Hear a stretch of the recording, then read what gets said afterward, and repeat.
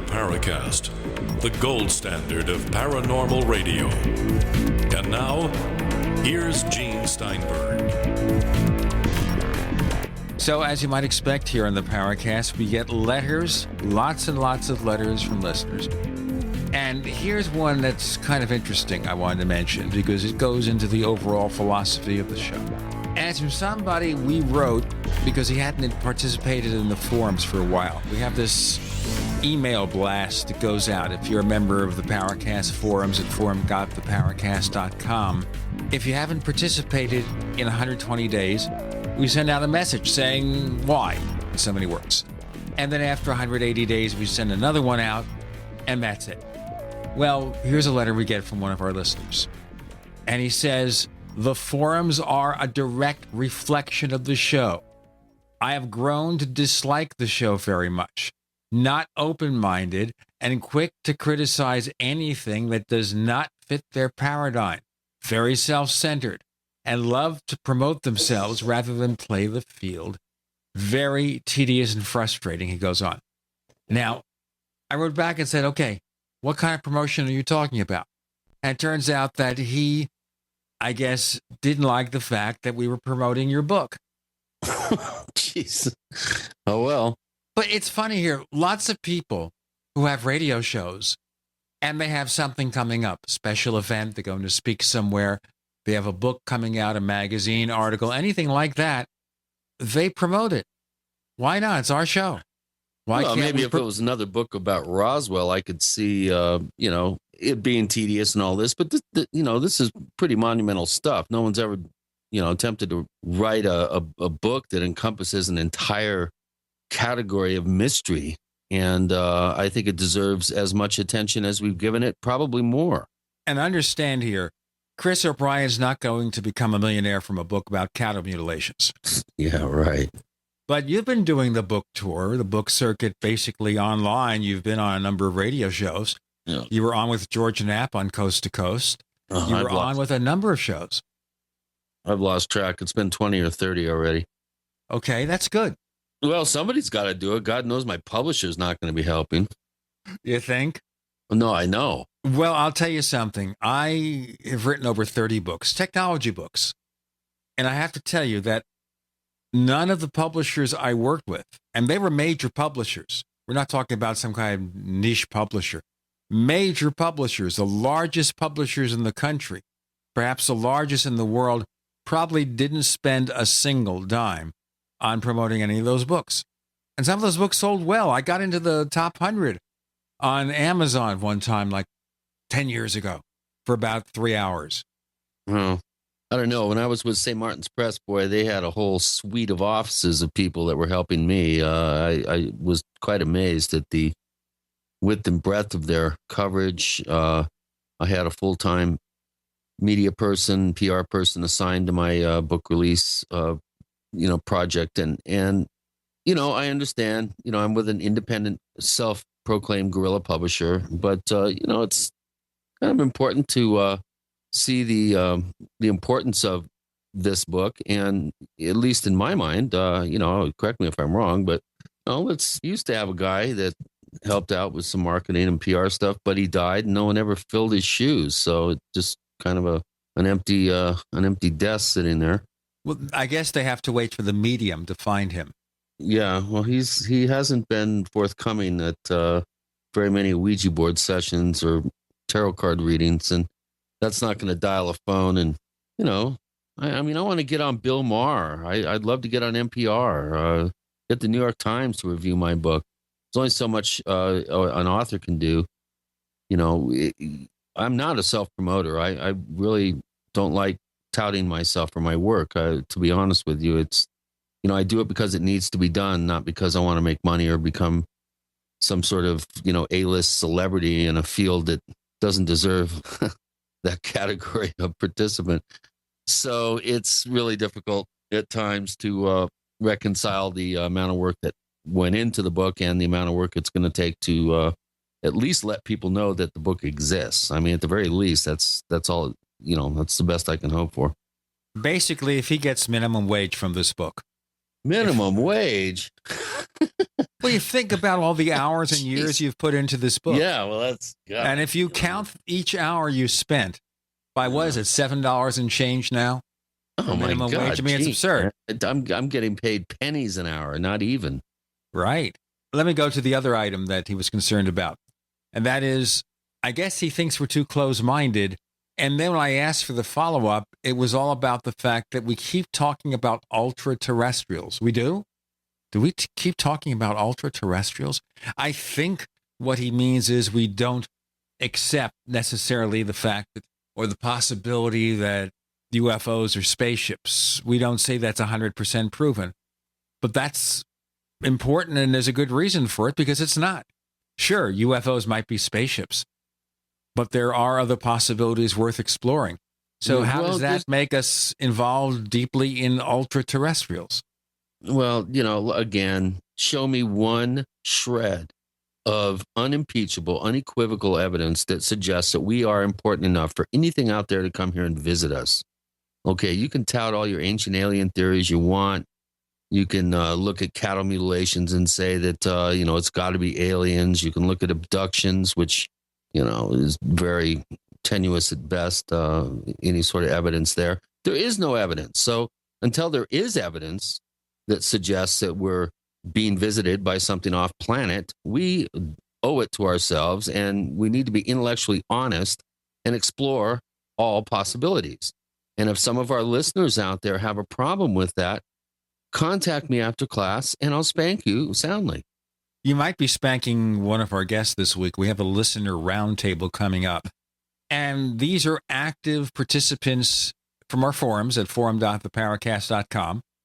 One of them you've heard before. He's known in the forums as Sentry, and he's also known as Curt Collins, who has done some incredible research into the Cash Landrum case.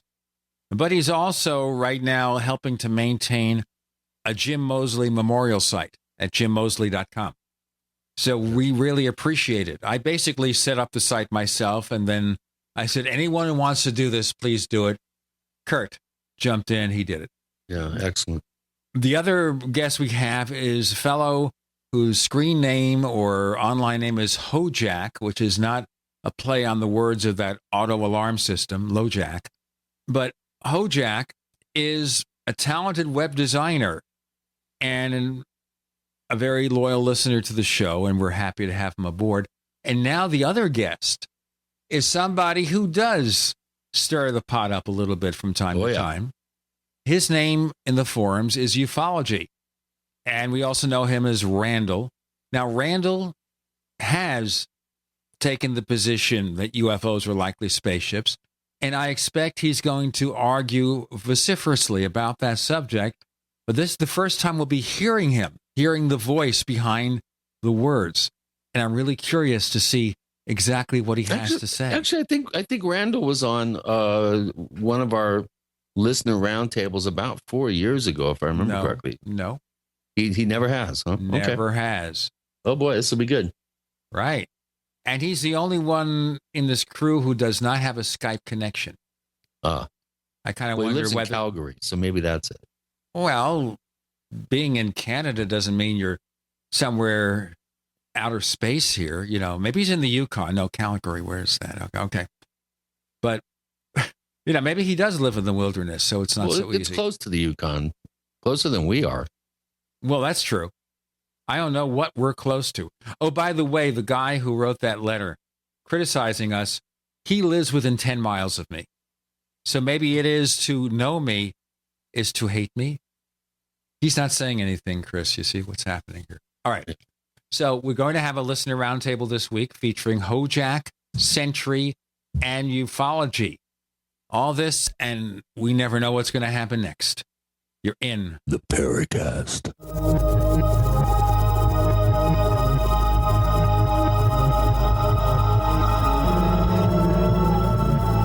First came Attack of the Rockoids, and it was a critically acclaimed success. And now there's The Coming of the Protectors. A former military intelligence man is contacted by a space woman in a dream that turns out to be a nightmare because evil forces on our distant planet are planning to conquer the Earth. This is gripping science fiction of the classic kind. Attack of the Rockoids and the Coming of the Protectors. Find out more at rockoids.com. That's rockoids, ROCKOIDS.com. So here's what happened. I was placing an order online. The site went down. It took hours before it returned, but I'd already placed the order with another company. If your site goes down, you could lose business. And if you have a business or personal site, you'll want to know it's easy to run and it will stay online. At iWeb, your site is hosted on one of the most reliable networks in the world. Talk to a sales rep at iWeb.com. Use the promo code TechNightOwl for a special discount. This is Bill Brown, Midas Resources, Gold and Silver, government shutdown, inept politicians, unfunded entitlements, looming Obamacare, the death of the U.S. dollar as the global reserve currency is what nobody wants to acknowledge. We have a debt bubble that cannot be paid and will eventually crash the dollar. If you are concerned about maintaining your purchasing power, consider this. Gold and silver are up 497% in 13 years. Call me, 800-686-2237, extension 332. Together we can discuss your options of buying gold and silver. Analysts agree the dollar's problems are increasing. Call me, Bill Brown, 800-686-2237 at extension 332, and we'll discuss your option of buying precious metals. Also, I can send you information on how you can roll over your IRA or 401k into a precious metals IRA. Don't get caught with money in your account when the dollar collapses. Call me, Bill Brown, at Midas Resources, 1-800-686-2237, extension 332. I will never forget the day my son Jeremy told me he hated me and slammed the door in my face. I'm behavioral therapist Janet Lehman. Behavior problems can turn the child you love and your life into a nightmare. That's why my husband James and I created the Total Transformation, the step-by-step program that shows you how to fix the worst behavior problems and get your child to respect and listen to you again. No matter what the behavior, defiance, backtalk, angry outbursts, disrespect, we can help you stop it. Now you can get the Total Transformation for free. All you need to do is get the program and let us know how it works for you. You can keep it forever for free. Limited number of free programs available. Call now, 1-888-912-1595. 1-888-912-1595. That's 1-888-912-1595. 1-888-912-1595.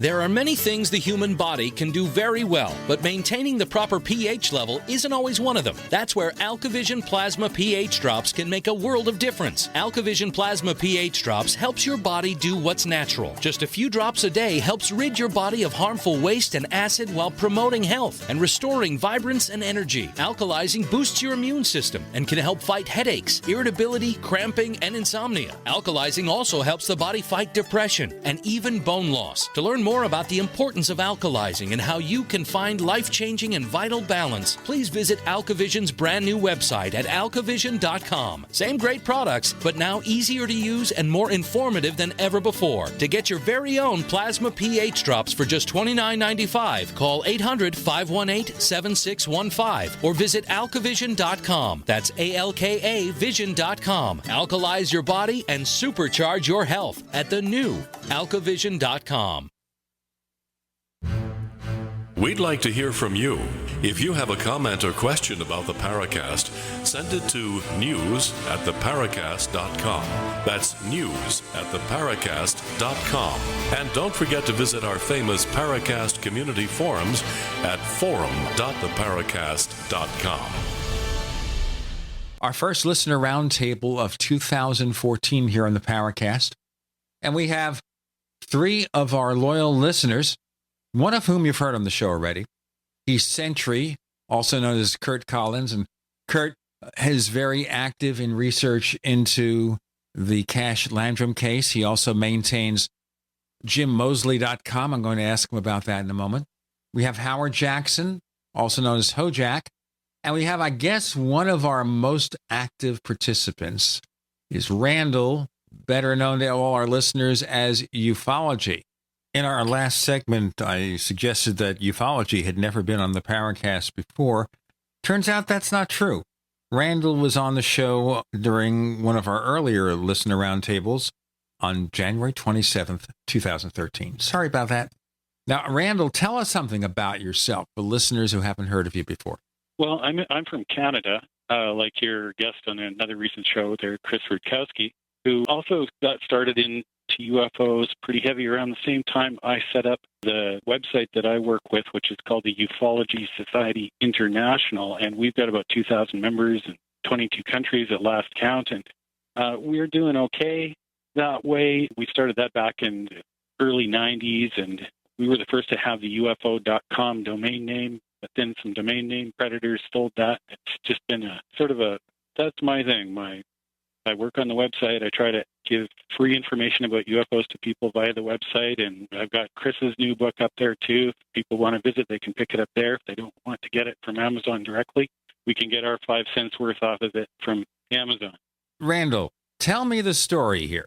Okay, you have UFO.com and predators took it. How? Well, this was back before the network solutions actually had protections on it, and they sent out mail, and it went to the wrong address. And at that time, I wasn't, being in Canada, I'm used to dealing with people directly, and I go to their office and I pay their bills. This came and went to the wrong location, and by the time I got it, it had already expired, and I was fairly new to the whole thing. And so some people in Malaysia got it, and then some other person got it after that, and now I think someone else in Canada got it, and I keep trying to ask them about it, but it's really odd because they haven't really developed it into anything. No, it's the kind of site that is basically just a placeholder. It's basically a placeholder site. They've done nothing with it, and they just sit on it like squatters, and I've even offered to pay all of their bills to get it back. But I'm doing pretty good with UFOpages.com, so maybe someday I can steal it back, but who knows? Not so easy this time, not so easy. Speaking of the web, Howard Jackson, tell our listeners something more about yourself. By day, I am a professional web developer. I've done hundreds and hundreds of websites for huge corporations that probably don't want to be named. I've done some work for the Paracast and Chris's new site for Stalking the Herd. And by night, I am an avid listener of the Paracast and follower of all things paranormal.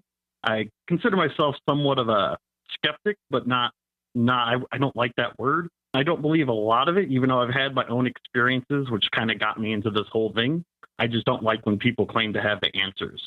And I am also working on a documentary about the UFO subject.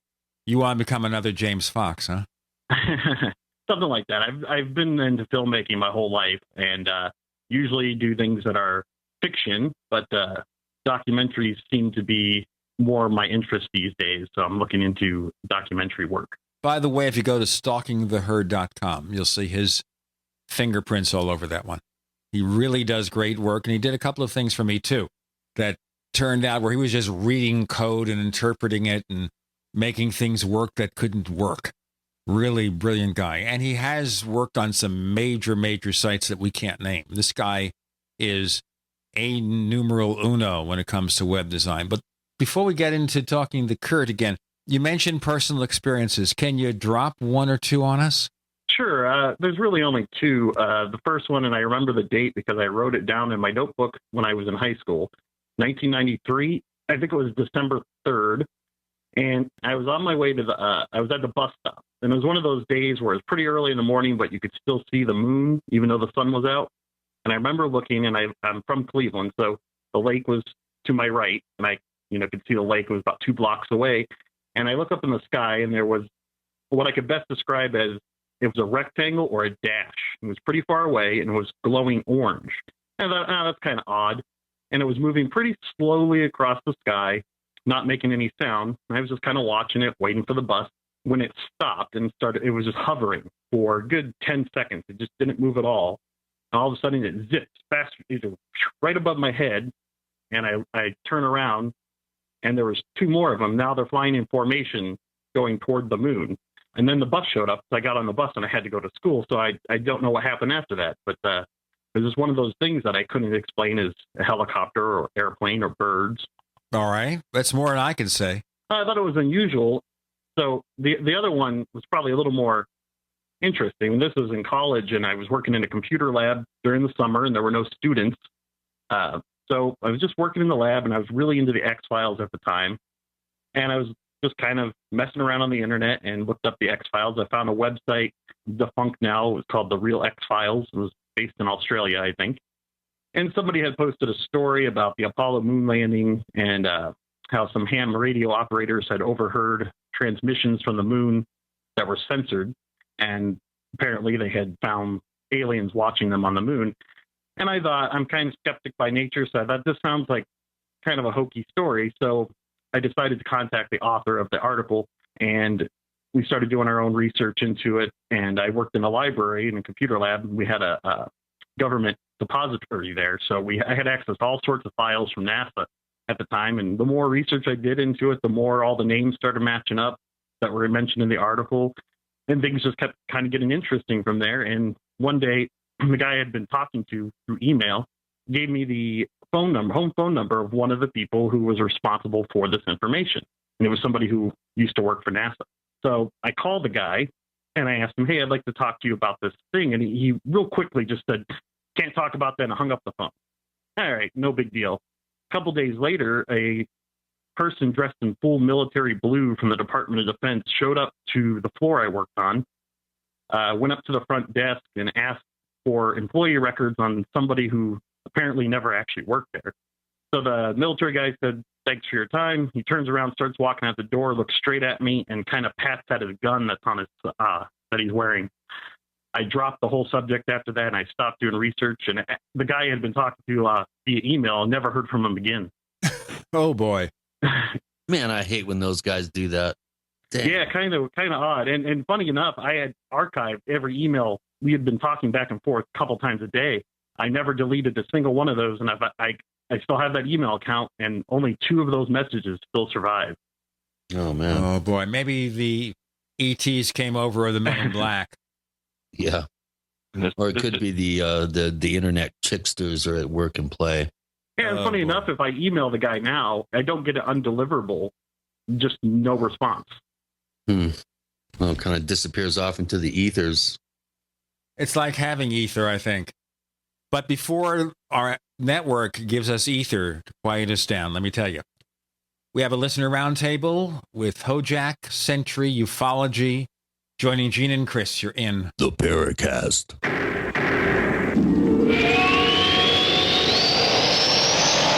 We are the premier independent talk radio network, the Genesis Communications Network, GCN. Is there a secret UFO agenda? Do strange creatures from the darkest corners of the mind roam the earth? Is there evidence for mind control, time travel, or devious government conspiracies? Find out the inside scoop on the latest conspiracies, paranormal activity, and Fortean phenomena when you subscribe to Tim Beckley's Conspiracy Journal.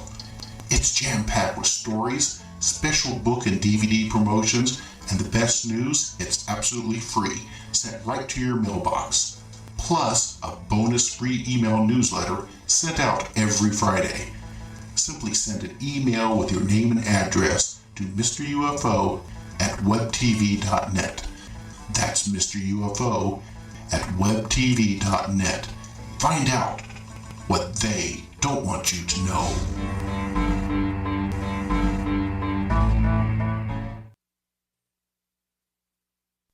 Great news, pure water lovers.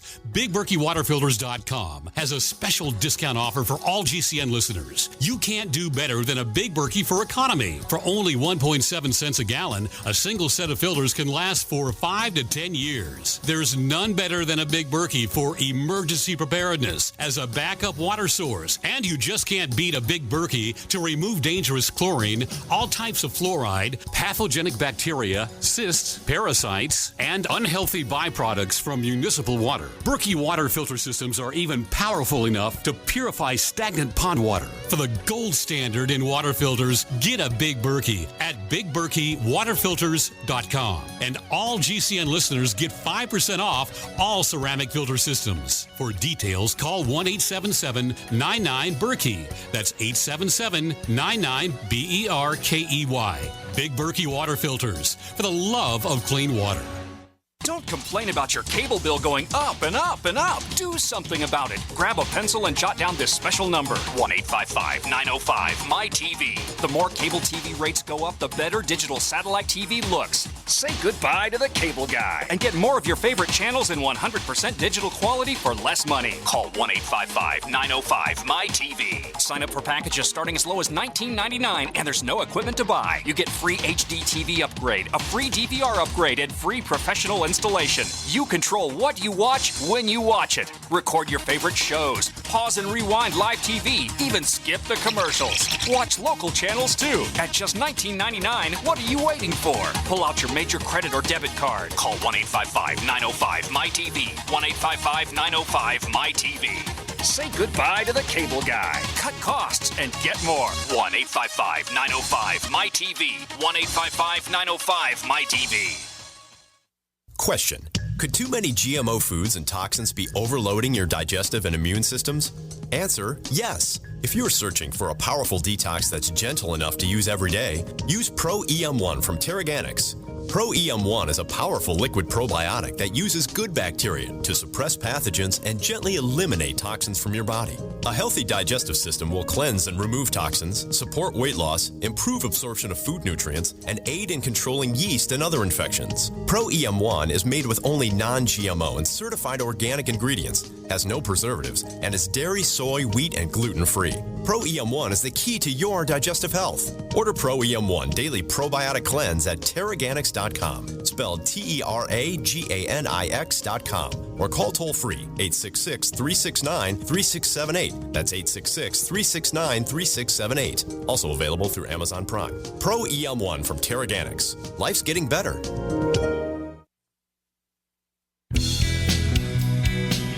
Hi, this is Ted Phillips, listening to the Paracast, and it's as good as it gets, believe me.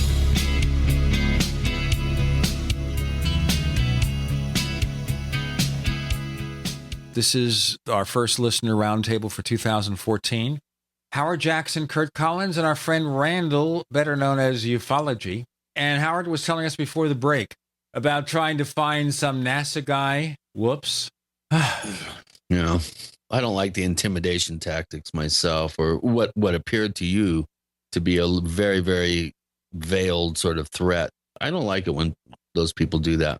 Yeah, I had a friend who years later had a job where they were doing a background check on him for the Department of Defense, and they sent out letters to people. They didn't actually show up at people's workplaces to ask for information. So the whole ruse of coming in to ask for information on an employee who was applying for a job seemed a little bit sketchy to me. Hey, this is Curt. Can I ask a question about that? Yeah. Was there a base nearby? There's plenty of bases around here, but I've never been able to find any kind of Department of Defense office anywhere near Cleveland. Yeah, I'm racking my brain. I can't think of any place that they might be operating out of either in that area. It seems odd that you'd be in full military dress blues. Yeah. So we're talking Air Force then, I assume, then? Yeah. Well, I'm glad I never had to deal with that. I was expecting for years that someone would show up, with no room for interpretation at my door based on some of the things I was getting into. And it was only when I got into the whole question of underground facilities that are hidden from view and probably from Congress and the American people that I ever had any possible visit. And it was so subtle, and I don't know how to explain it. The guy was not dressed in full military garb, or he didn't look like one of the Blues Brothers. He looked like a spook, basically. Safari suit, brush cut hair. He had the spook look. Yeah, he did, definitely, no question. And he was a director from the Institute of Social Architecture on K Street in Washington, D.C., so you can kind of make your own, draw your own conclusions. He told me that I should maybe be thinking about my motivations, that some of the things I was looking into, most people didn't have a need to know, and perhaps I should be questioning my own motivations. And I said, well, you didn't show up with a Samsonite filled with $100 bills, or you're not offering me a major record deal with my band, or some huge publishing deal with a major publisher. So, I'm bored. So I'm looking into this stuff. It's funny, in all the years I've been doing this, I've never had a military person come over to me and say, Gene, shh. Not that I haven't known people who were in the military, but there you go. Curt Collins, tell our listeners more about yourself for those who didn't hear your first appearance on here. Well, your introduction was great, so if I said anything, I would just diminish it. But I've continued to work on the Cash Lantern case and have made a few. Well, I don't know. There's activity. I'm not sure how much progress. I ran into a pilot who joined the best suspect for the helicopters in the Cash Lantern case, were the Night Stalkers, and this gentleman was a pilot and became a flight instructor just 2 or 3 years later, and so he would have served with some of the people, and he's been providing me some of the technical details and operational details, and just if it happened the way it's reported, here's how it would have worked, and here's what couldn't have happened. So that's an excellent resource, and so I'm trying to develop that. There's I've collected more information. I've managed to contact the witness Colby Landrum. I've talked a little bit to him, but he's reluctant to talk about the case. So he'll drop out of sight for months at a time. How's his health? Has he suffered any ill effects from his potential encounter with that what appeared to be a radiation source hovering overhead? Not physical problems, but he's suffered pretty severe. Well, I don't know if I'm going to say severe, but he's had emotional problems as a result of the experience, and just some of the things as simple as childhood teasing, and just people not believing him, and he's by his own admission, he kind of developed a belligerent temperament, got into a lot of fights over the years, and so it's taken its toll on him just throughout his life. Kind of a PTSD sort of situation? That's how he describes it. I think so. Yeah, it'd be interesting to somebody to do a study looking at people who have experienced, just extremely high, strange, and troubling events over the years, and seeing how they have been able to, how it has affected their lives and how it's affected their thinking, and possibly their, as you're describing with Colby, their social, how it's affected them socially in terms of their ability to interact with strangers, with family and friends. I've never seen anybody really do a detailed examination of people that have experienced these types of events. Having become friendly with Travis Walton, I've found myself in a number of situations where he's been around, and I've kind of sat back in the corner and watched him. And there's no question in my mind that he went through something highly, highly bizarre, very traumatic. And you can see it. Sometimes he'll like kind of fade out, and he'll just sit there with his eyes kind of wide open, staring. And you kind of have to snap him back. It's like, hello, Travis. Anybody home? So when does he come on the Paracast, Chris? I just left messages for him recently, actually. I don't know, Gene. I think he might be a little gun shy. I don't know about Walton there, if I can interject, but sure. I'd like to point out there, when you were saying that you sort of didn't know of other people that had really looked at the psychology, I'd have to point out that John Mack did some excellent work in that. He did quite a bit of extensive work with people who had high strange experiences, and it's too bad that he's no longer with us, but definitely some detailed work there. Almost exclusively in the abductee realm. I think casual observers of events are affected by these events. And something like an abduction scenario, obviously, you're going to have quite fertile ground for some psychological profiling and looking at how these events have affected the victim, if you want to use that term.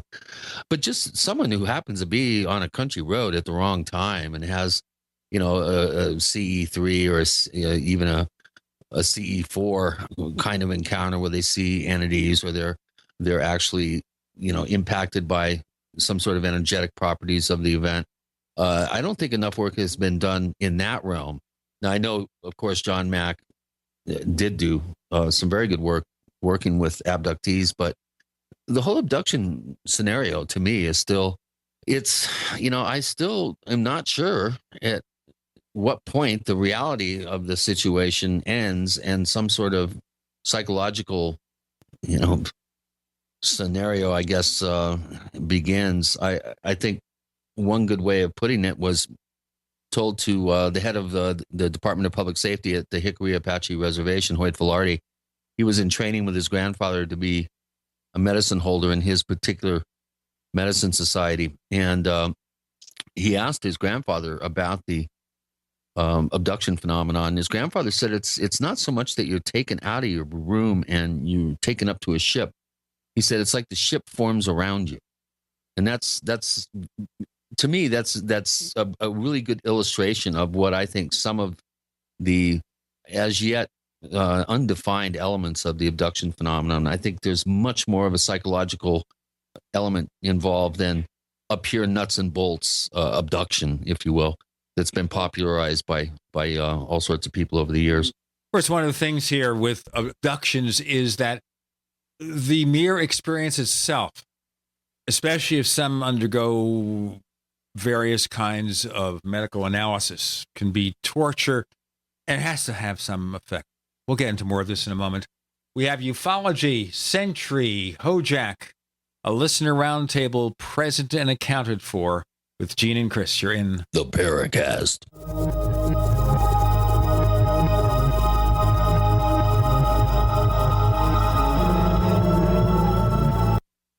We are America's largest independently owned communications network, GCN. Attack of the Rockoids has been well received by critics and readers alike. It's a thrill-a-minute story you'll never forget. A former U.S. military intelligence officer is haunted by intense dreams about a beautiful woman pleading for his help after a terrible battle in outer space. But the dreams turn out to be true and thrust him into a telepathic love affair with a woman whose faraway planet is intent on destroying the Earth. And now the gripping tale continues in The Coming of the Protectors.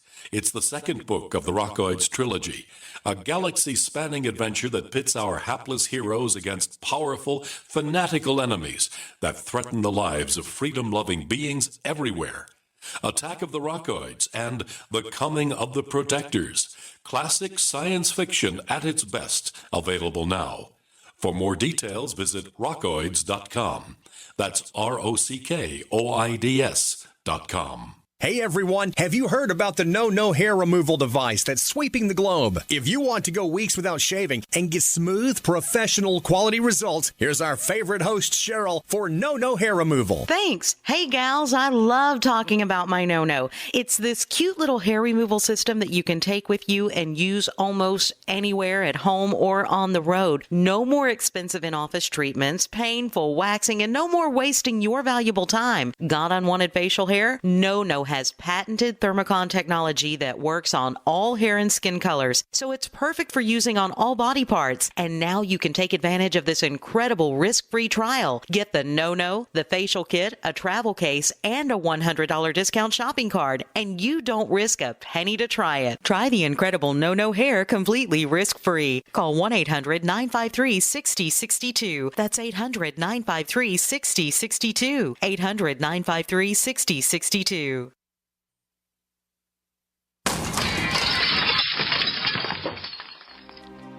Curious about what comes next? Next is the feeling of vulnerability you get after you arrive home to discover your house has been ransacked by burglars. Fool the bad guys with a new improved fake TV. You asked for it, we listened, and we made our new fake TV 3 times brighter than our previous model. The brightness of our new fake TV is equivalent to a 40-inch TV. It simulates the color and motion of a real TV while you're away from home. And when burglars think someone is home watching television, they're likely to pass your house and move on to an easier target. The new, brighter fake TV is only $39.95 and includes free shipping. Go to faketv.com or call 1-877-5-FAKE-TV. That's 877-532-5388 or go to faketv.com. Fake TV, the burglar deterrent.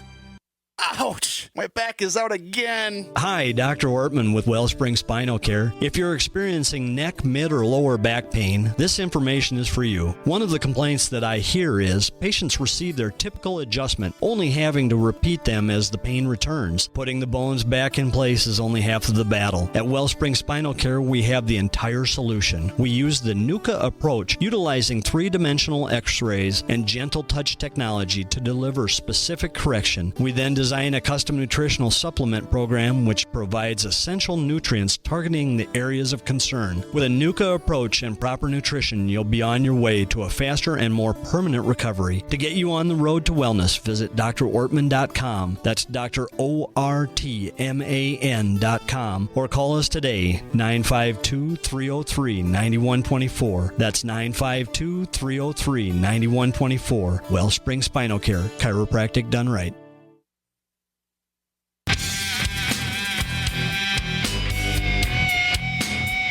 This is Kurt Collins, author of UFO Mysteries, and you're listening to the Paracast. So we're talking here about the possible psychological impact of having an abduction experience regardless of the cause. It's a listener roundtable with HoJack, Sentry, Ufology, and Randall. You had a comment to make before we broke. Yeah, I was going to say that Mac didn't work exclusively with abductees. He was also involved in the Rua, Zimbabwe. Right, the school kids, right. Absolutely. And there's a lot of stuff that he puts in his books if you really get into reading them. One of the things he says is that people sometimes go into a state of denial.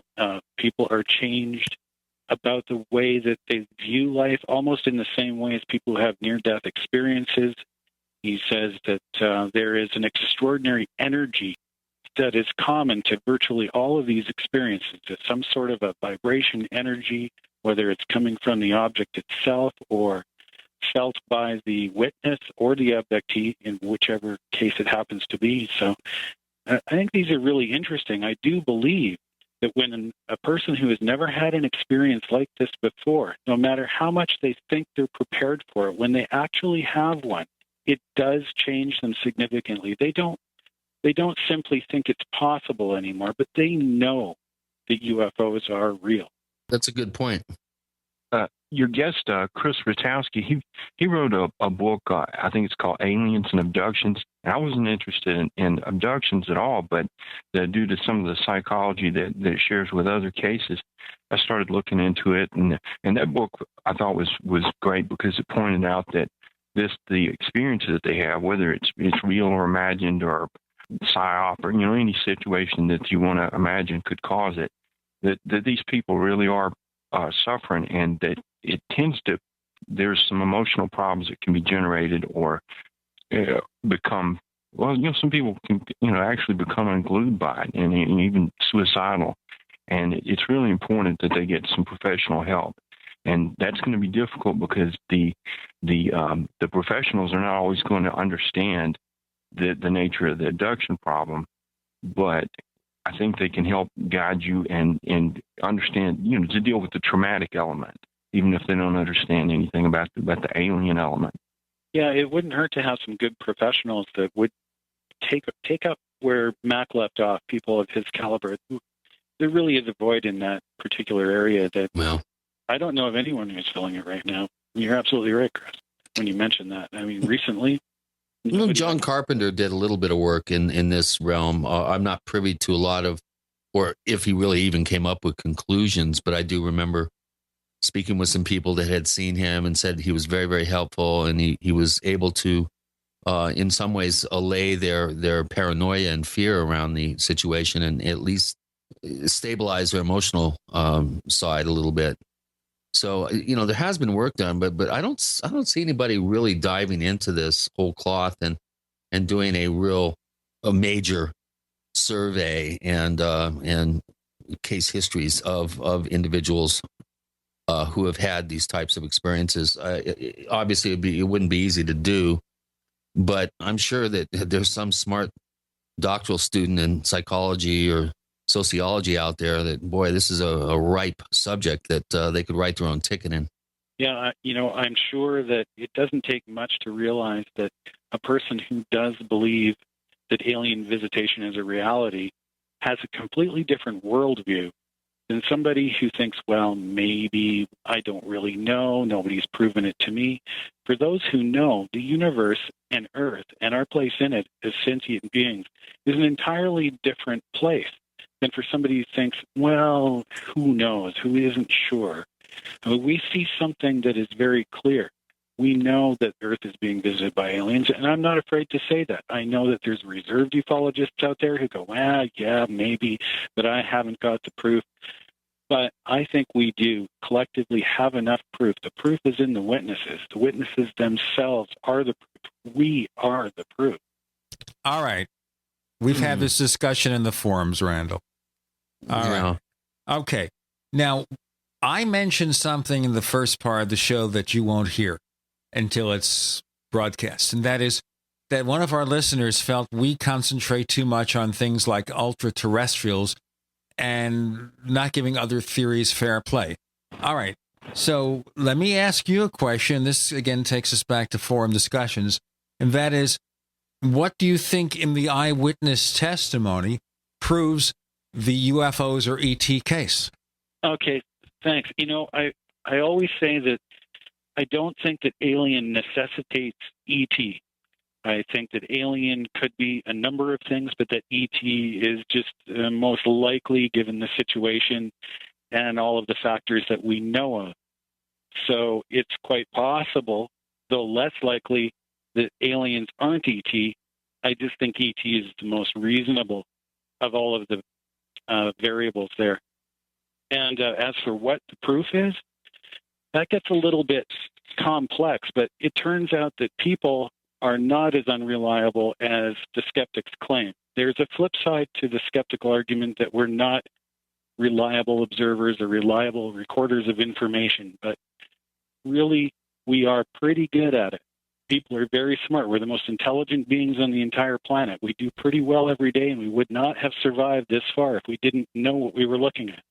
You don't think the dolphins are smart? Of course, they're smart, but they can't talk to us about, what goes on underwater very well. I guess we have to learn their language. Yeah. We are able to look at a situation and analyze it nowadays all the way down to the atomic level. We can see individual atoms now.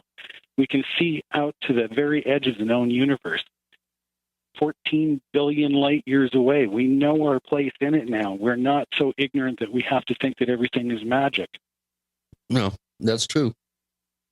We are pretty smart, and the smarter we get, the more dumb I think we appear, at least to Gaia itself, the planet.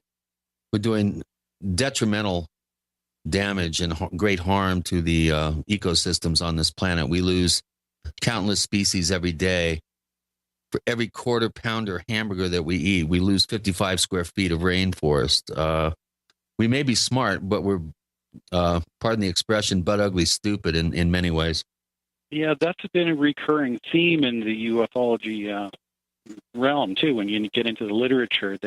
And Mac talks about that as well. But, one of the things that I always like to point out when we hear stories about contactees delivering these ecological messages, they never point out the other side as well. It's always sort of these trite explanations that we already know about the pollution and the damage we're doing to the planet.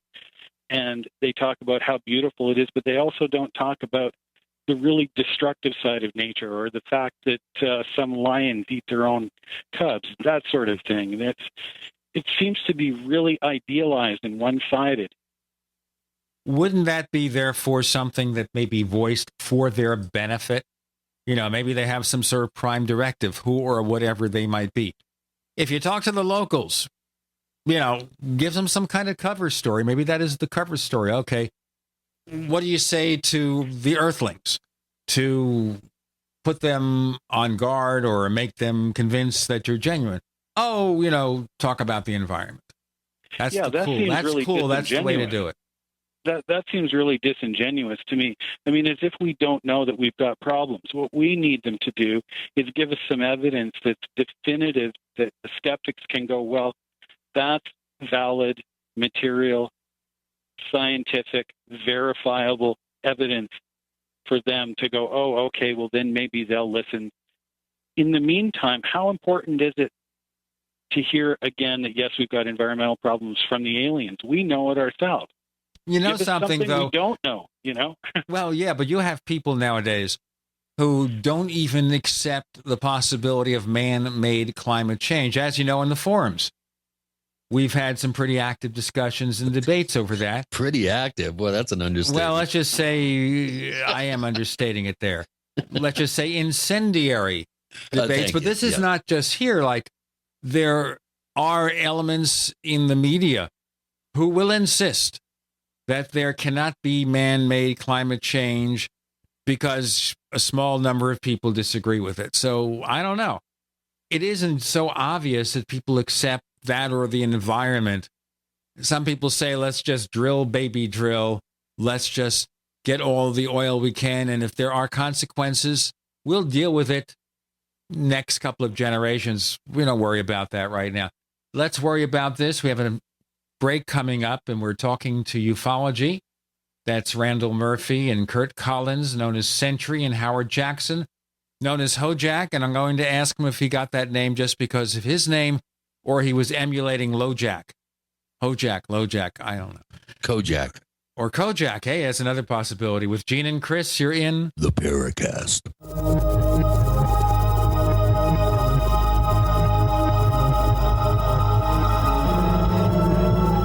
A little right, a little left, but always independent-minded. The Genesis Communications Network, GCN. Hi, this is Ted Anderson. If you'd like to listen to GCN programs on the go, I have great news. GCN has created a Droid and iPhone application, and it's free. Just as easy as going to GCNlive.com, click on the banner, and download. Before you know it, you'll be listening to your favorite hard-hitting GCN shows, live or on demand, right on your Droid or iPhone, 24/7 and on the go. So download the Droid and iPhone app free by clicking on the banner at GCNlive.com. Thanks again for listening to GCNlive.com. Again, that's GCNlive.com. Hi, this is Ted Anderson. Have you ever wondered why banks, stockbrokers, investment advisors won't talk about gold IRAs? They've been available since 1986, yet the financial industry won't recognize the value of gold for your retirement. Gold has outperformed paper investments, yet no word about IRAs. If you would like to have gold for your retirement, call 800-686-2237. Don't get left behind by rising inflation and low returns. Call 800-686-2237. Secure your future and call 1-800-686-2237. If you're worried about your health and you're tired of the nasty side effects of harsh drugs or antibiotics, then look no further. Supernatural Silver is the answer. Supernatural Silver is a powerful immune system enhancer that can be used every day to help keep you healthy and well with none of those nasty side effects. It's extremely safe for use internally as well as topically. And Supernatural Silver is hundreds of times more effective than colloidal or ionic silver. It is perfect for use in the sinuses, eyes, ears, and on any wound or skin issue. Supernatural Silver is also extremely effective when taken orally and can help fight off bacteria, viruses, and mold that may be overwhelming your immune system. Go to supernaturalsilver.com, supernaturalsilver.com, and use the promo code SILVER2014 for 20% off of your entire order and give yourself and your loved ones a fighting chance with Supernatural Silver.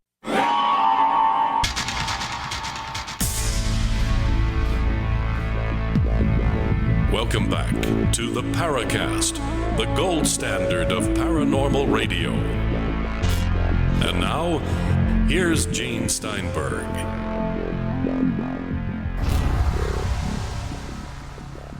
Okay, HoJack, Howard Jackson, tell us the name HoJack. That's just shortening your name. You didn't think of KoJack, LoJack, or anything like that. A friend of mine in college gave me that name. I had never thought of it before that, but he based it on KoJack. Do you have the same kind of hair that KoJack did? No, I have hair. I'm getting there. I have too much hair. I'm allergic to haircuts. I wonder when are the aliens going to start warning us about corporate greed and emerging fascist plutocracy and corporatocracy, or warn us about the cattle farting belch more ozone depleting gases than all the planes, trucks, buses, and cars combined. I mean, I can't wait to hear that particular abductee conversation. I agree with you there, though. The chatter from the abductees is kind of getting old-fashioned. In fact, the other question I have is, are we even these days hearing too many abduction cases? Hasn't it been a while that we've had any reports of what do you guys think? How come we've seen it appears that we've seen almost a complete cessation of abduction reports? There's very, very few that come across my desk over the past few years. What do you guys think? Before you do that, we did have an abductee on the show back in 2010, guy named Doug. And I think his experiences were more recent. I had a conversation with him after that. He was undergoing analysis or whatever from the late Bud Hopkins. That's the last I heard of it. It always seems to me that nowadays it's so saturated into our culture that it's so hard, because they're so similar, to really separate real experiences from maybe other unusual things that are happening to people that they then put this abduction story around. So you think the abduction story then is a shield to what might have happened, or is it something that they create themselves to hide the real fact or the real episode? I think there are real things that happen. I also think there are other things that happen to people that psychologically they project this shield around. So I think there's a mix of a lot of, I don't think there's one solution to it, but it's just so saturated in our culture now. How do you separate that? Well, I think it's become a very powerful meme in the culture, but I don't see saturation of it. I mean, I really don't. Not like you did in the late 80s into the 90s. Maybe it was the communion effect after Whitley Strieber had such a massive success with the communion, first couple, 3 communion books. Then it almost seems like once John Mack died and the whole thing started to take a nosedive in terms of its popularity. And but for those of us that kind of keep our finger on the pulse of this, of all these various subjects as best we can, I've seen a real decrease in mentions of abductions in the media, in terms of new cases or new claims. I have not seen anywhere near the type of attention that particular subject was getting in the 90s, let's say in the late 80s. And it seemed to have died in the media sometime. I remember the sleep paralysis theory came out, and after that, you just kind of seen it nosedive in the media. I think it's kind of like UFO cases in general, though, that the media in some ways causes extra less genuine cases, let's say. Maybe. I'm not sure exactly how we determine that with any certainty. It might just be bringing out more genuine cases because people are less afraid to bring them out. Returning to the topic of how do we separate the two, on the USI site we have the sighting evaluation section, which talks about how to look at the different kinds of sightings that there are. And in terms of the confidence rating, we look at an abduction or a sighting, and we try to say, okay, well, did someone experience this in an altered state? Did they experience it with some correlation to reality? Is it some sort of assisted recall with some correlation? Is it a conscious experience and a recall of an event that's, say, more than 5 years old? Is it a clear conscious experience and recall of a recent event? And if you take all of the factors that are involved in a case, you can sometimes find that you've got actual, complete, conscious recollection of a UFO sighting that is complemented by the typical abduction facets. And so, well, those you might want to take a little more seriously. That's how we do it anyway. All right, but I wanted to ask you something because it's implied by what you say, Randall. And that is that as a consequence of seeing the UFO, could that possibly trigger a mental reaction that expands upon the episode and fills in details? I suppose it's possible, but then again, that's when you have to turn and look at, well, how much of the reality of the situation can be correlated to the subjective experience. So say if you have a sighting where it turns out that there was 2 or 3 other witnesses that were unconnected to the original complete conscious recollection sighting of a UFO, and then somebody reports that there was missing time that they also saw the UFO, and then you look at the situation and you can correlate amongst the witnesses different information that seems to be far too coincidental to just be made up, you might want to take it a little more seriously. Well, there's one aspect of UFO abduction research that kind of bothers me, but I understand it. And that is that some abduction researchers withhold a fact or a factoid about the experience and use that as a way to gauge whether the experiencer is telling the truth. Because if they mention something about this fact that's being withheld that seems to confirm it, well, that indicates the abduction experience might be genuine. Unfortunately, as I said, they don't tell us what that factoid is. I understand their logic behind it, which is that if they revealed it, then anybody who wants to fake an abduction experience would be able to do so. Although I don't know how many people out there who report these experiences are really faking it. I mean, if you're going to fake something, that's a pretty frightening thing to make up.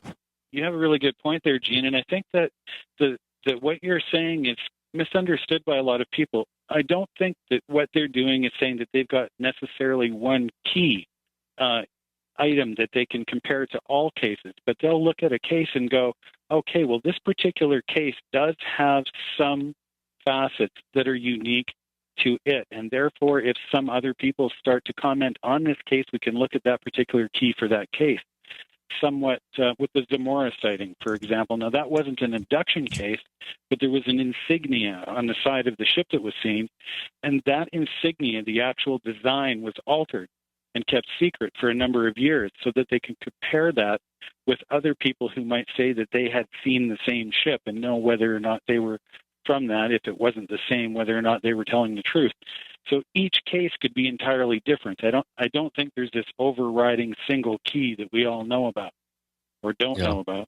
Yeah, I agree with that. And having become sort of peripherally embroiled in the Zamora insignia debacle that Ray Stanford was involved with, along with the Army officer who was there, I think it was Captain Holder and of course Alan Hynek.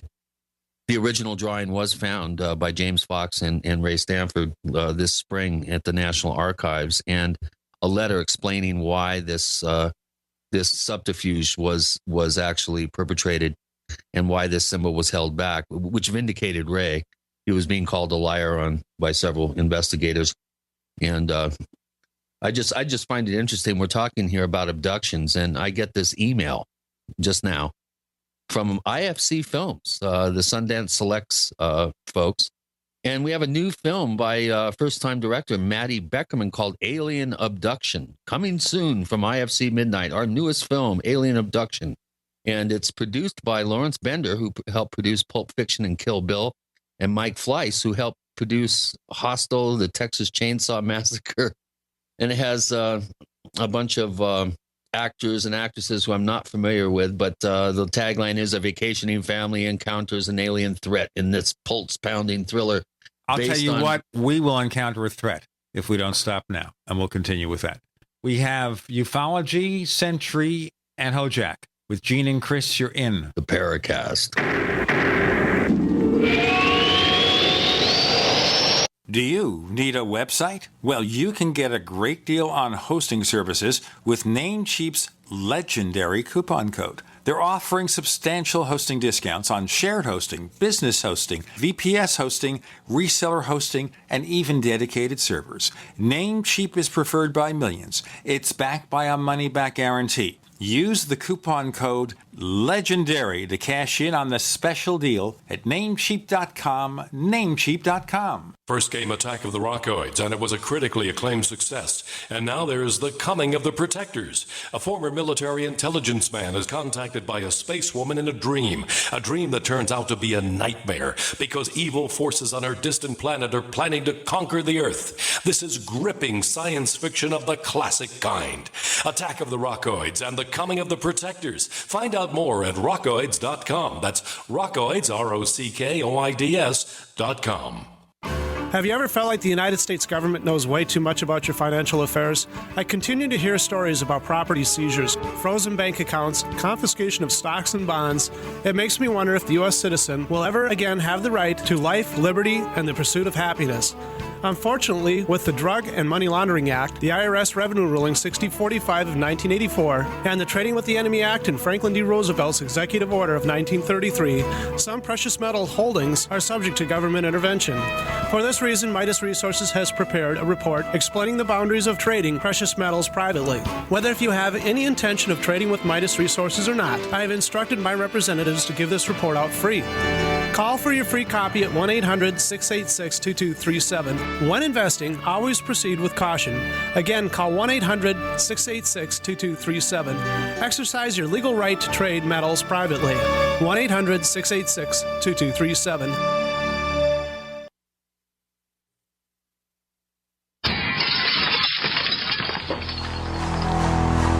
In the U.S., 1 in every 50 homes will have a break-in this year. Burglars call it smash and grab. Police call it robbery. We call it avoidable. We are Fake TV, a simple electronic device that can fool even professional burglars. Fake TV easily plugs into any outlet and simulates the changing colors of a television. To a burglar, it looks like someone must be home watching TV, so they'll likely move on to an easier target. At only $29.95, Fake TV costs less than a month of most alarm monitoring plans and comes with free shipping. Order your Fake TV by calling 877-5-FAKE-TV or go to faketv.com. That's 877-532-5388 or faketv.com. Fake TV, the burglar deterrent. Springtime is save big time at Herbal Healer Academy. Long-term customers know spring is the time to stock up at herbalhealer.com. And for new customers, welcome to the web's best place to save on vitamins, minerals, and more. Log on for spring specials, including our 500 parts per million colloidal silver, all sizes on sale.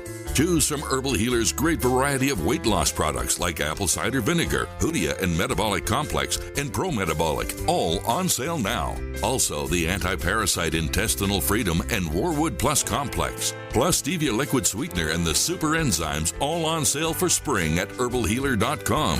As always, we offer certificate correspondence courses in natural medicine. Enjoy same-day shipping and free online newsletter. Log on now to herbalhealer.com and click on Spring Specials to save big with our nation's leader in supplying quality natural medicine and education since 1988, Herbal Healer Academy. We'd like to hear from you. If you have a comment or question about the Paracast, send it to news@theparacast.com. That's news@theparacast.com. And don't forget to visit our famous Paracast community forums at forum.theparacast.com. Here in the Paracast, we have a listener roundtable featuring Randall Murphy or Ufology, Curt Collins, Sentry, or Howard Jackson, HoJack. And Chris was telling us about this new independent film called Alien Abduction. Some producers who seem to have a pretty big background. Yeah, this seems like it's a fairly big independent Lawrence film. Bender, you know, Pulp Fiction, Kill Bill. I love Kill Bill. Both Yeah, parts. it was all right. All right. And Well, most here's of the the actors tagline. are unknowns, although I guess they all have some credits. Here's And- the tagline. Sure. A vacationing family encounters an alien threat in this pulse-pounding thriller based on real-life Brown Mountain Lights in North Carolina. You ever heard the Brown Mountain Lights, Chris? Of course I have, and they don't abduct people. They just sit there and light up that little valley there. There was a guy named Ralph Lale that I interviewed with Geneva Hagen and also with Alan Greenfield, and he claimed to be in contact with the aliens who were in part responsible for the Brown Mountain Lights, but I don't recall him being a UFO abductee. But it's just another film. You know, I remember that other one, something about the fourth kind. Remember that one? That was all proven to be pretty much a hoax, though. It was just a film. I thought it was actually a decent film. Yeah, it wasn't bad as a film, but it kind of got the Blair Witch kind of promotion to begin with to hype everyone up to thinking it might have some semblance of reality to it. I think it's funny. I should mention that we haven't seen much alien abduction sensationalism in the media, and then I get this unsolicited email 2 minutes later announcing this new, fairly large budgeted film about the subject. Oh well.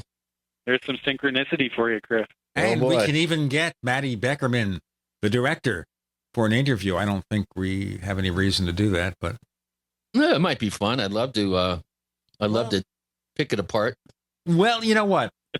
Let me write to them and see what they say. Of course, we'd have to get a copy of the film and evaluate it, and also see if they think that they based the film on any real events or they were just making things up. Well, I think they wanted some kind of backcountry folk in North Carolina to be starring in it, so they picked the Brown Mountain Lights as the most well-known, convenient, anomalous type of scenario from that part of the world.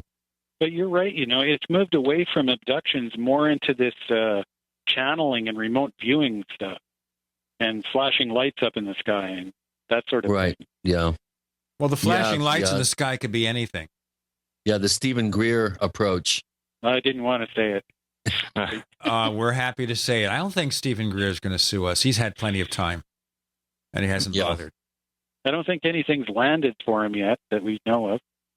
Not if you listen to him, boy. He's every time he goes out, he's the alien space brothers validate his megalomania. Hey, that's it right there. We're being visited by alien megalomaniacs. Well, anybody that can elect themselves humankind's ambassador to the universe and have the hubris and audacity to say, if you give me X amount thousands of dollars, I'll train you to be a human ambassador to the galaxy. It's like, yeah, okay.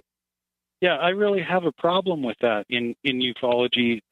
For that matter, that's why I didn't join MUFON. And I'm not saying that there is a real big comparison there, but back when I first started USI, I contacted MUFON and I wanted a little bit of information. And they were so tight-lipped, they would do nothing unless I paid and joined and did, and then sent. Well, even if you money. did that, you wouldn't have gotten anything.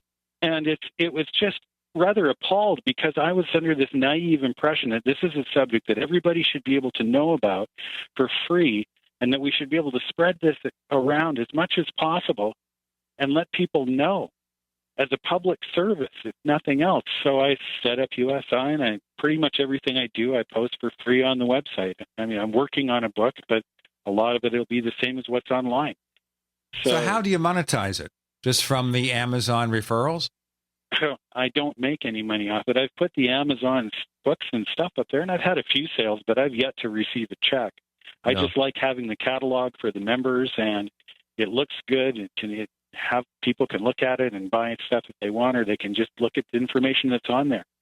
I've got a question for you.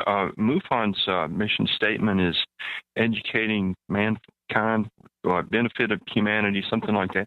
What are you doing? Oh, MUFON's motto, studying UFOs scientifically, I think they claim, for the benefit of humanity. I'm really not so sure I've seen any real scientific stuff come out of MUFON at all.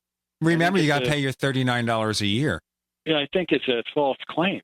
And for what I am doing, people can go and completely for free look at any of the articles that are on there, request information, I'll research it, and I'll write an article, I'll put it up there without charging anybody anything for it, just because I believe it's something that people should be able to know about as freely as possible and as honestly as possible. All right, let's go to a question here. All right, MUFON. They sold the license to use the name MUFON for this TV show, Hangar One. That's what I wanted to ask these guys. All right, so I beat you to it. That's more synchronicity. And I'm going to go round robin here. And that's not the place you get the hamburgers. Round robin, that's Red Robin. Round robin here, and I'm going to ask you about Hangar One. Okay, Howard, have you seen the show? Yes. All right, tell us more. What was your reaction? It seems just like every other show that's out there. Although I will say I heard an interview with who's the director of MUFON now, Jan Harzan. He's been on the show. He was on a show I listened to, and he claimed there actually is a Warehouse One where they store files, which was news to me. I don't know if he's just trying to spin it, because it seems kind of silly to me. That's not Walt Andrus' garage, then? According to him, there's an actual hangar. It's the exterior of the hangar is what they show in the Hangar 1 show, but the interior is not what they show on the show. Correct. Yeah, but the show itself there's nothing new there. It's the same information we've had from every other show that's been out there. Nothing new. I've tried to watch the first couple episodes of it, but I just kind of tune them out. The thing that bothers me also about this is not whether there's a Hangar 1 or not, which I think is a minor issue. It is the content. Are they taking the content, giving us accurate versions of the stories? What about those fabricated, simulated documents that become so controversial? Curt, what's your feeling about it? We're going to split in about 30 seconds for a break, but maybe you can start now. Even the cover of Edward Ruppelt's book was mocked up. It had it was called Unidentified Objects: The Shocking Truth, and I looked it up, and it was that was the name of a Kindle release of the book. That wasn't the original title at all. And you know, a picture of the cover of the book is easily available online or at your library. There was no reason to do computer, phony graphics for that. But it's the content, as you say. These aren't MUFON cases. These are like old National Enquirer articles about UFOs that they're dramatizing. And there's a problem with that, which we'll go into in our next segment. This is our first listener roundtable for 2014. We have Ufology. We have Sentry. We have HoJack. And we have so much more to come on the show with Gene and Chris. You're in the Paracast.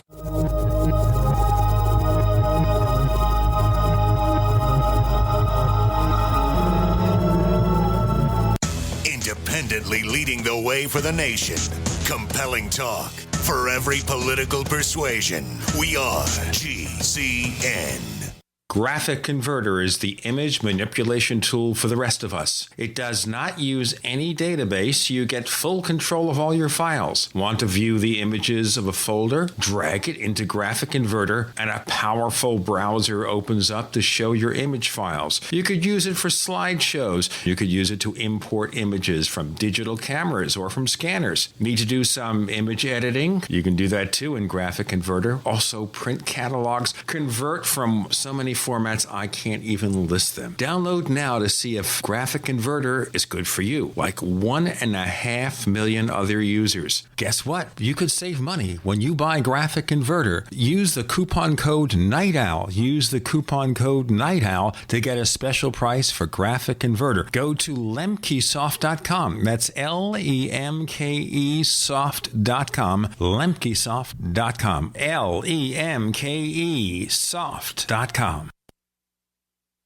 Don't complain about your cable bill going up and up and up. Do something about it. Grab a pencil and jot down this special number, 1-855-905-MY-TV. The more cable TV rates go up, the better digital satellite TV looks. Say goodbye to the cable guy and get more of your favorite channels in 100% digital quality for less money. Call 1-855-905-MY-TV. Sign up for packages starting as low as $19.99, and there's no equipment to buy. You get free HD TV upgrade, a free DVR upgrade, and free professional installation. You control what you watch when you watch it. Record your favorite shows, pause and rewind live TV, even skip the commercials. Watch local channels too. At just $19.99, what are you waiting for? Pull out your major credit or debit card. Call 1-855-905-MY-TV. 1-855-905-MY-TV. Say goodbye to the cable guy. Cut costs and get more. 1-855-905-MY-TV. 1-855-905-MY-TV.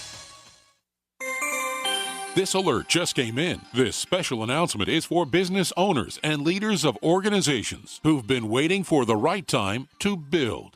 General Steel has made it impossible to wait any longer with rock-bottom prices that could save you thousands. That's right, General Steel, America's leader in pre-engineered structures, is offering buildings at prices you will never see again. Don't miss these prices. A 50 by 100 for $33,000. You heard right. That's 5,000 square feet for $33,000. Manufacturers, if you need a larger building, try a 100 by 100 commercial building for $129,000. You can't afford to rent with these prices. Imagine a 70 by 100 foot church building for under $69,000. With the economy improving and interest rates still at historic lows, you can't afford to wait. So call 866-91-STEEL. Lock in your price now. Call 866-91-STEEL. That's 866-917-8335. Question: could too many GMO foods and toxins be overloading your digestive and immune systems? Answer: yes. If you're searching for a powerful detox that's gentle enough to use every day, use Pro EM1 from Terraganics. Pro EM1 is a powerful liquid probiotic that uses good bacteria to suppress pathogens and gently eliminate toxins from your body. A healthy digestive system will cleanse and remove toxins, support weight loss, improve absorption of food nutrients, and aid in controlling yeast and other infections. Pro EM1 is made with only non-GMO and certified organic ingredients, has no preservatives, and is dairy, soy, wheat, and gluten-free. Pro EM1 is the key to your digestive health. Order Pro EM1 Daily Probiotic Cleanse at Terraganics.com, spelled Terraganix.com, or call toll-free 866-369-3678. That's 866-369-3678. Also available through Amazon Prime. Pro EM1 from Terraganics. Life's getting better.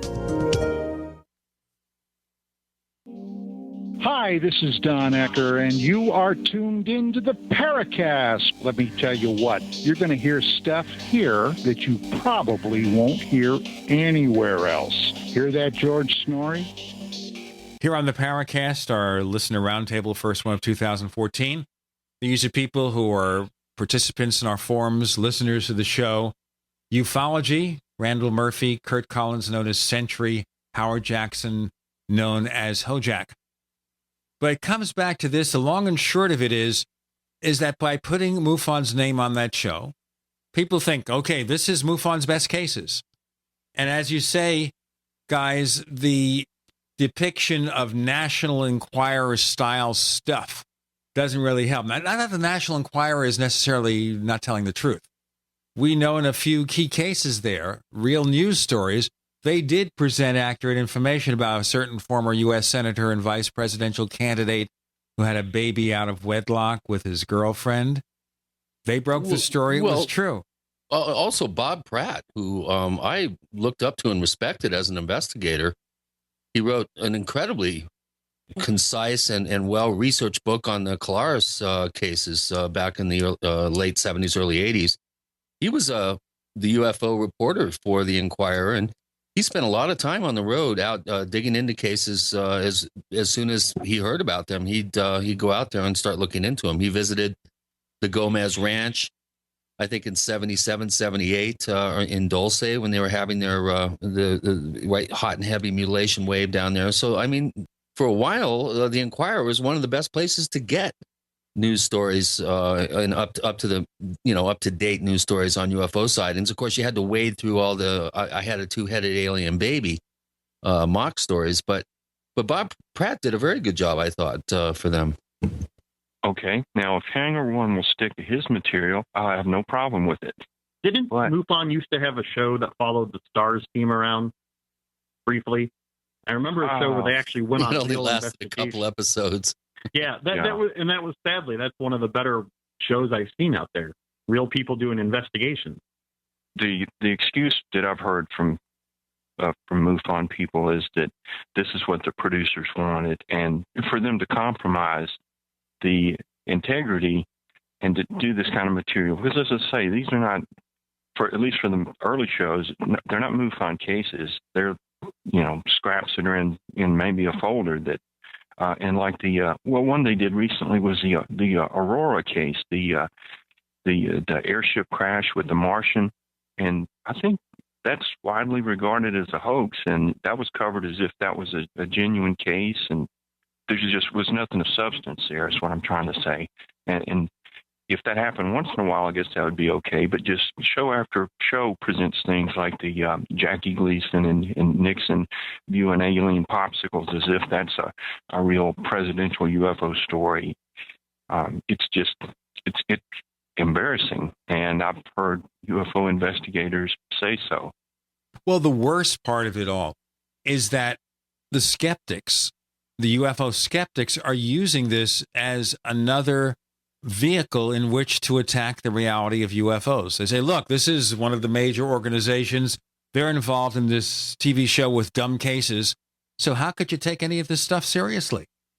Since this is something that's really been bugging me, I'll continue to talk about it until you shut me up. But there was, I got in touch with someone who had his case that he had personally investigated. It's pretty much an exclusive case, and they featured it on the show. And I don't want to say who it was because I don't think he wants to be identified or associated with it. But he felt that they just used his material without giving any credit, and worse still, they got everything wrong. And in discussion with him, he said it's almost as if the producers were trying to make MUFON look bad. And I started thinking, well, if they did, what would they do differently? If they were trying to embarrass the UFO community. And I was thinking, well, except for some, green rubber Roswell alien fake footage, I really don't know what else they could do, because it's pretty bad. Well, they definitely lifted some of my material that I published about identifying hotspot regions. And of course, there was no citations there. The work of Dr. Lou Turi, which I was inspired by to do my research and come up with my ideas. They just lifted it lock, stock, and barrel. And I found that rather, I don't know, just it didn't surprise me in the least. I didn't even yell at my TV. Maybe you've felt like you'd like to throw a brick into the TV set. No, I'm just, I think MUFON, really, their intentions, at least on the surface, appear honorable, and I think they really are trying to provide a public service. But I just always go back to that very uncomfortable fact that 6 months or so after the closing of Project Blue Book, all of a sudden you have the start of MUFON, and there's always been kind of asides and rumblings over the years that MUFON has always been compromised, and it's just a PR arm basically for the government to try to, show that there's a civilian group doing some work, but nothing ever comes from it. It's just why go through, almost 50 years of work, 45 years of work, and what do they have to show for it? I mean, except for a couple of good journal articles over the years, every now and then. And maybe some statistical analysis, you have to wonder about garbage in, garbage out, but they really haven't done much. I was asked to join and become a state section director, and, I thought about it for a while, and I said, well, okay, a quid pro quo. I'll give you my material if you can give me some of the cases that I'm interested in researching further. And it was like, I farted at a cocktail party or something. It was complete silence. And I often joked back in the early 90s that God forbid a tornado should hit Seguin, Texas and hit Walt Andrus's garage. We'd have MUFON reports spread across the Midwest. I mean, to me, that might be the only way to get them out of that garage. Well, no, they do have a database now that's extremely awkward and very cumbersome to try to pull anything out of it. But in theory, you should be able to go there and pull out information on cases. But you got to have a bunch of very qualified dates, times, locations, that sort of thing, in order to really be effective with your search. Of course, then how many more cases do we really need to be able to say, okay, we've got enough? There's enough people out there who have seen them. They've been tracked on radar. They've been photographed, even if the photographs aren't that good. But we can go and look up official United States Air Force archives. One of the best that I've found, and it seems to be really underused. It's called the Blue Book Archive. It's called bluebookarchive.org. You can go there and you can sift through the actual microfiche from the USAF files during Project Blue Book. And I've pulled them up, and I've pulled some of them out, and I've recreated them on the USI website. Now, I haven't faked them like you were talking about with other people, and I've given the credit in the link. But I've taken the exact microfiche and put a paper background on them and clarified them a bit. And you've got things from the Chief Counterintelligence Division, Director of Special Investigations, saying in a document that when one of the F-94s that closed in on one of the objects back in the 52 cases that was being tracked on radar while being watched by the pilot in the aircraft, closed in on the thing that it just zoomed away at phenomenal speed. And this is an undeniably genuine document. That case, we had two different radar stations, military and civilian, that were tracking them with people on the ground and pilots in the air. And yes, there were temperature inversions, and yes, there was some other things. But in the end, when you sift that out, there's enough there to go, no, there was also something else there. How many more do we need? We've already got hundreds, if not thousands, of decent reports. Well, that goes back to the statement that I've believed, which is that all you need is one case that you can prove 100%. That's all you need to show there's a UFO mystery. And the fact that you have thousands of cases only helps if we could get enough about each case to really show some kind of final answers. I don't mean Roswell. I think Roswell is just going to sit there and you're going to see a little bit of a spark here and there every few years, but it's never going to go anywhere. But you know what? We're going to have to go somewhere right now into a strange realm called commercials, the commercial realm. We have Sentry and HoJack and Ufology joining Gene and Chris. You're in the Paracast.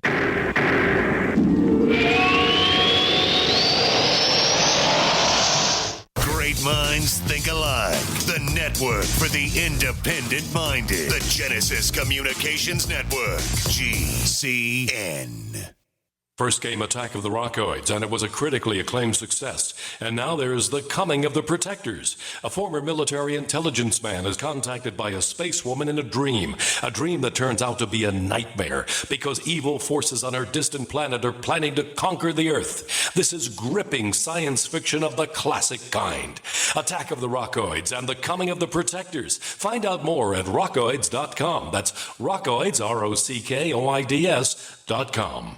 So here's what happened. I was placing an order online. The site went down. It took hours before it returned, but I'd already placed the order with another company. If your site goes down, you could lose business. And if you have a business or personal site, you'll want to know it's easy to run and it will stay online. At iWeb, your site is hosted on one of the most reliable networks in the world. Talk to a sales rep at iWeb.com. Use the promo code TechNightOwl for a special discount. Hi, this is Steve Sanchez, and based on a recent study, it was found that 57 million Americans had legal issues over the last 12 months, but only 60% of those studied sought out the services of a lawyer. Why? In a nutshell, affordability. Well, my friends at Legal Shield have created a solution that can help you not if, but when you need an attorney. For as little as $17 per month, Legal Shield will provide you unlimited access to qualified attorneys at an accomplished law firm for advice and counsel on legal issues, no matter how serious or trivial. For over 40 years and with 1.4 million families across North America, Legal Shield can help you, the loyal GCN listener. Representatives are standing by now to answer your questions, so call them now at 1-855-340-SAVE. That's 1-855-340-7283, or visit them at lsprotection.com.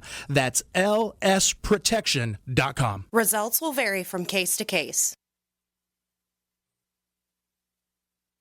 For over 5 years, you've been hearing about the Berkey guy, so you may know a few things about him. For example, you are well aware of the superior quality and effectiveness of Berkey water filters and accessories. But did you know the Berkeys have had independent lab tests done to prove just how effective they are? It's true, and he can email you the test results. Just visit goberkey.com. You may also know that the Berkey guy has helped tens of thousands of people get better prepared. Now here's something you may not know. GoBerkey.com has amazing specials and deals all the time on a wide variety of survival and preparedness products. Most ready to ship same day. Visit the Berkey Guy at GoBerkey.com and be sure to click the red Products on Sale Now button. You can always call toll-free 877-886-3653. Again, that's 877-886-3653.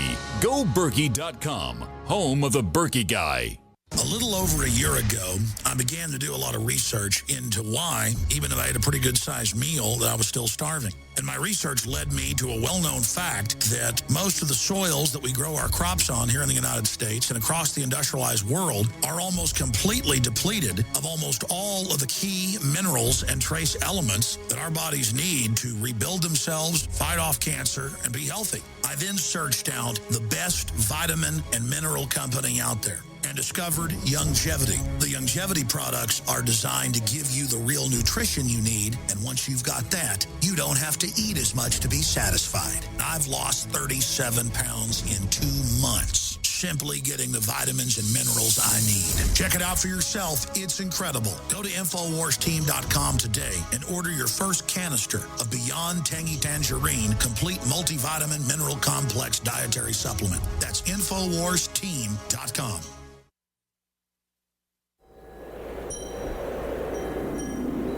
Hello, this is Rosemary Ellen Guiley, and you're listening to the Paracast, the gold standard of paranormal radio.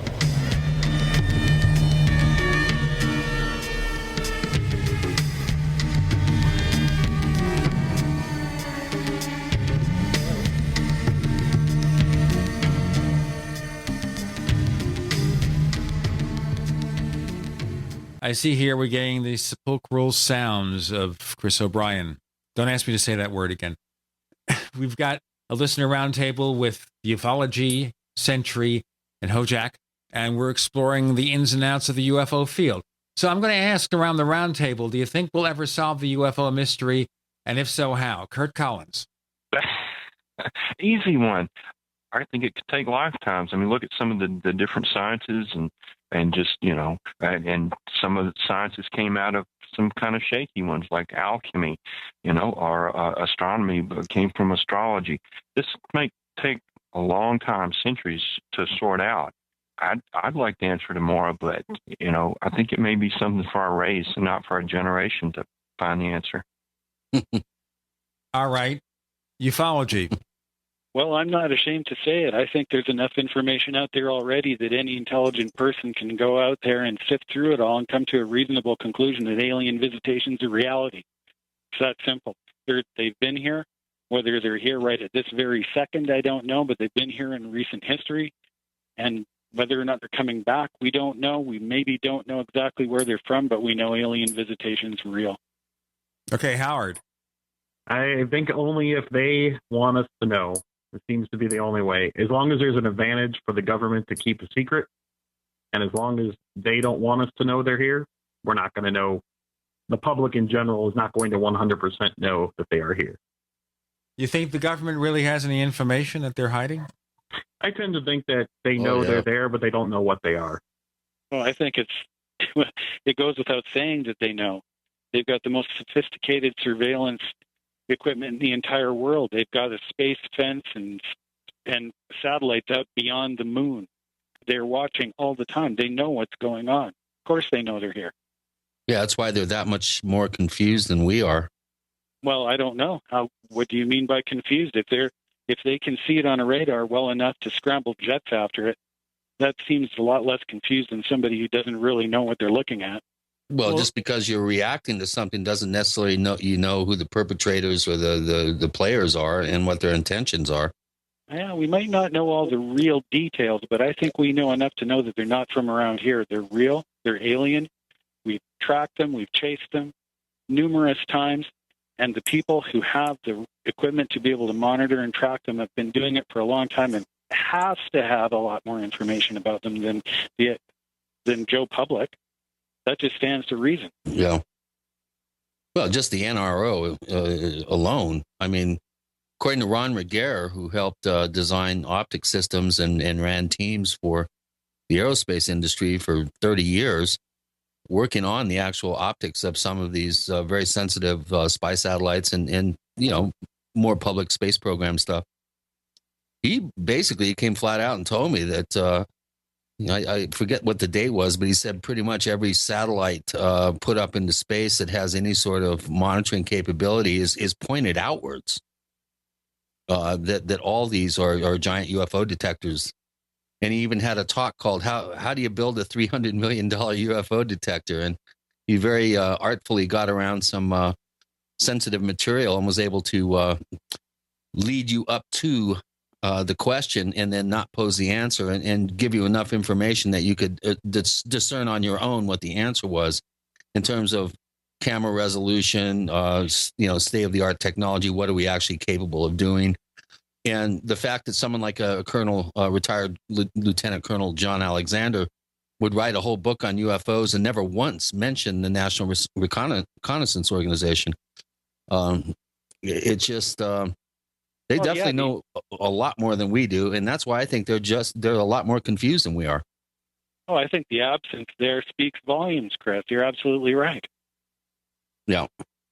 I also repeat what I said in the previous week's show, that our government is so disbelieved if the President of the United States came and said UFOs are real. In so many words, you can fill in the blanks.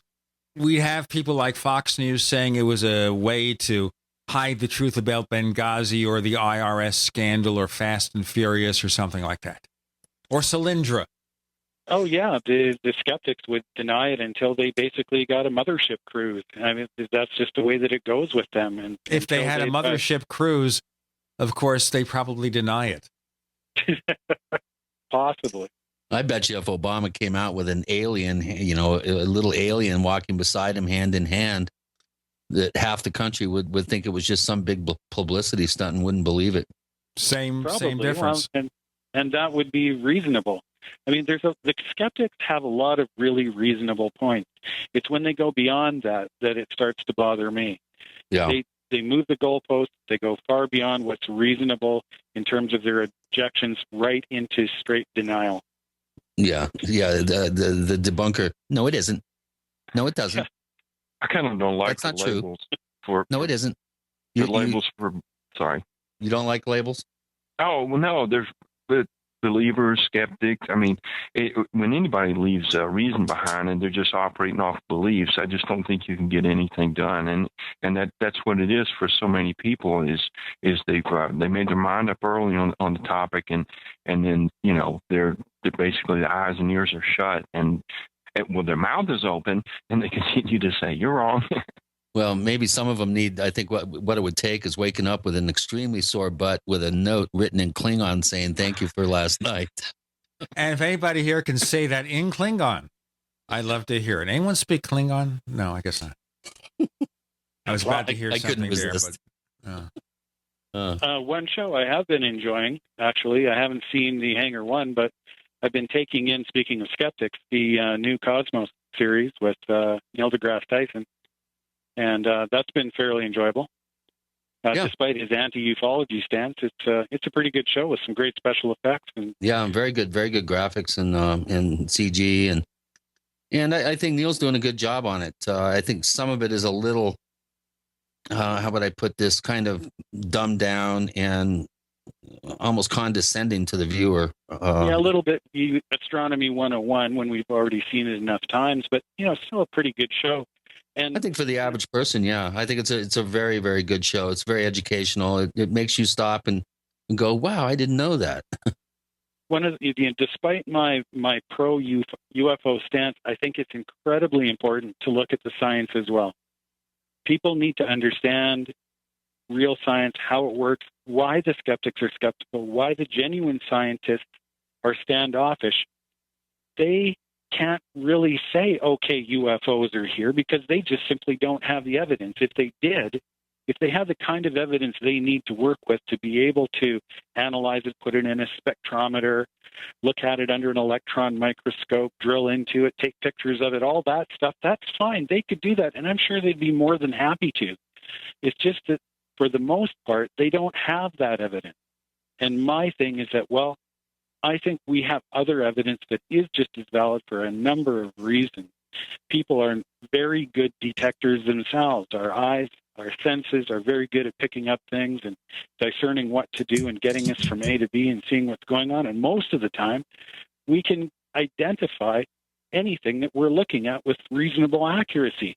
So when something odd like a UFO comes along and a person sees it clearly, not too far away, enough to know that this isn't an airplane or a helicopter or anything else from Earth that they've got in their database, and we're all pretty well educated these days, I think it's reasonable to say that they're actually looking at something alien and not simply the most latest spy plane or something like that.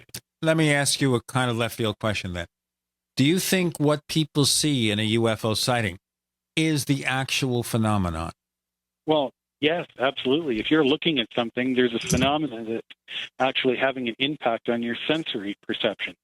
So you've got photons entering your eye, hitting your retina. We know all about the physiological changes and the measurements of the eye and the retina and the brain and how it sees things. And just simply hallucinating things out of thin air is actually pretty rare. I'm not talking about hallucinations here, but I wanted to raise that question. We'll get into more of it in a moment. Here's the requisite plug for the Paracast community forums. That's at forum.theparacast.com. That's forum.theparacast.com. Sign up is free. Doesn't cost you anything to participate. And once you sign up, you'll be able to ask questions of our guests. We have a place called the Question Bank, where when we have enough warning, we don't always have enough warning about an upcoming guest, you get a chance to ask any question you want, and we do try to ask most of them during the show. A listener roundtable up front and center here with Ufology, Sentry, and HoJack with Gene and Chris. You're in the Paracast.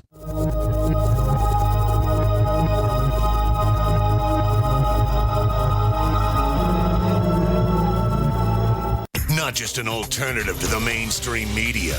We're the premier independent talk radio network. We are GCN. If you own a business, you need customers, right? Well, your potential customers are listening to this radio program right now, and I can help you reach them. Hi, I'm Matt Brower, a national marketing executive at the radio network responsible for this program. I can help you customize a national radio campaign that fits your budget, large or small, while targeting your specific audience. Contact me to learn how radio advertising can make your business more profitable. mbrower@gcnlive.com. That's mbrower@gcnlive.com. We the people grow cotton, weave fabric, engrave ink, embed strips and fibers to protect from counterfeit and carting to a private bank, having it lent back at interest, forcing taxes to service debt. This capitalism, or was Jefferson correct when stating a central bank issuing the public currency is a greater menace to the liberties of the people than a standing army? Hi, Ted Anderson. I'm placing a free silver dollar in a book that explains our monetary system. Call for your copy, 800-686-2237. It's time to understand the system. Call 800-686-2237. That's 800-686-2237. It's hard to imagine when things are going reasonably well, just how quickly things can change. But what would it take? Economic collapse? Massive crop failure? Chemical or biological attack? So many situations could find you in the grocery looking to pick up food for your family only to find that the shelves are empty. There's nothing. Don't let that happen. Act today to make sure that if it ever comes to that, you and your family will be provided for. Visit freezedryguy.com to look at the wide variety of survival foods available. Freeze-dried foods from the Freeze Dry Guy store longer, rehydrate faster, are nutritionally superior to, and taste better than any other long-term storage food available. Visit freezedryguy.com or call toll-free 866-404-3663. freezedryguy.com.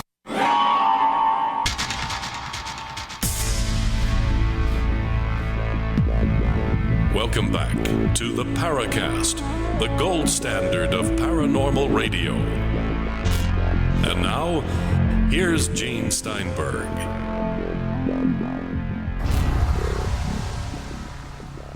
You know, as he progresses through the episode, Chris tries to vary the pace there. Chris O'Brien, we're not going to self-promote his book anymore.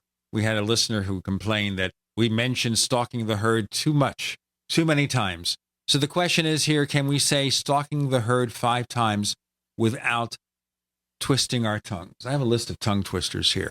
I wonder how stalking the herd, stalking the herd, stalking the herd, stalking the herd, stalking the herd. There we go. We mentioned it 5 times. That listener will now never hear us again. So I was saying, Randall, are we seeing the actual image, or are we interpreting something so alien that we can't see the reality behind it? You wouldn't believe that, Randall, at all. Well, what happens is that when the photons hit our eyes, they create an image in the back of our retina, and our brain turns it into a picture. We don't really have any choice about that. Now, we have a choice as to what our brain thinks it's seeing. Yeah, our brain might say, well, is that an airplane? And then compare it to our memory database of airplanes and go, no, that's not an airplane. Or is it a helicopter? And we can run through a whole series of things really quickly in our minds and fairly quickly determine either what something is, and if it's not that, then it's something else. And so if it's something else and we don't know what it is and it doesn't configure to anything that we know of, then by definition, that's something alien. Yes, but Is it possible here it is so alien that we interpret it in the way we understand things? So we see them as possible spaceships now because that's the way our culture is tuned. Oh, yeah, we might make a presumption saying, oh, yeah, okay, that's a UFO. Well, that's an ET, a spacecraft from another planet. I'm Well, not really trying to take this literally here. I'm speaking of something far more difficult. Curt, do you get a sense of what I'm telling you?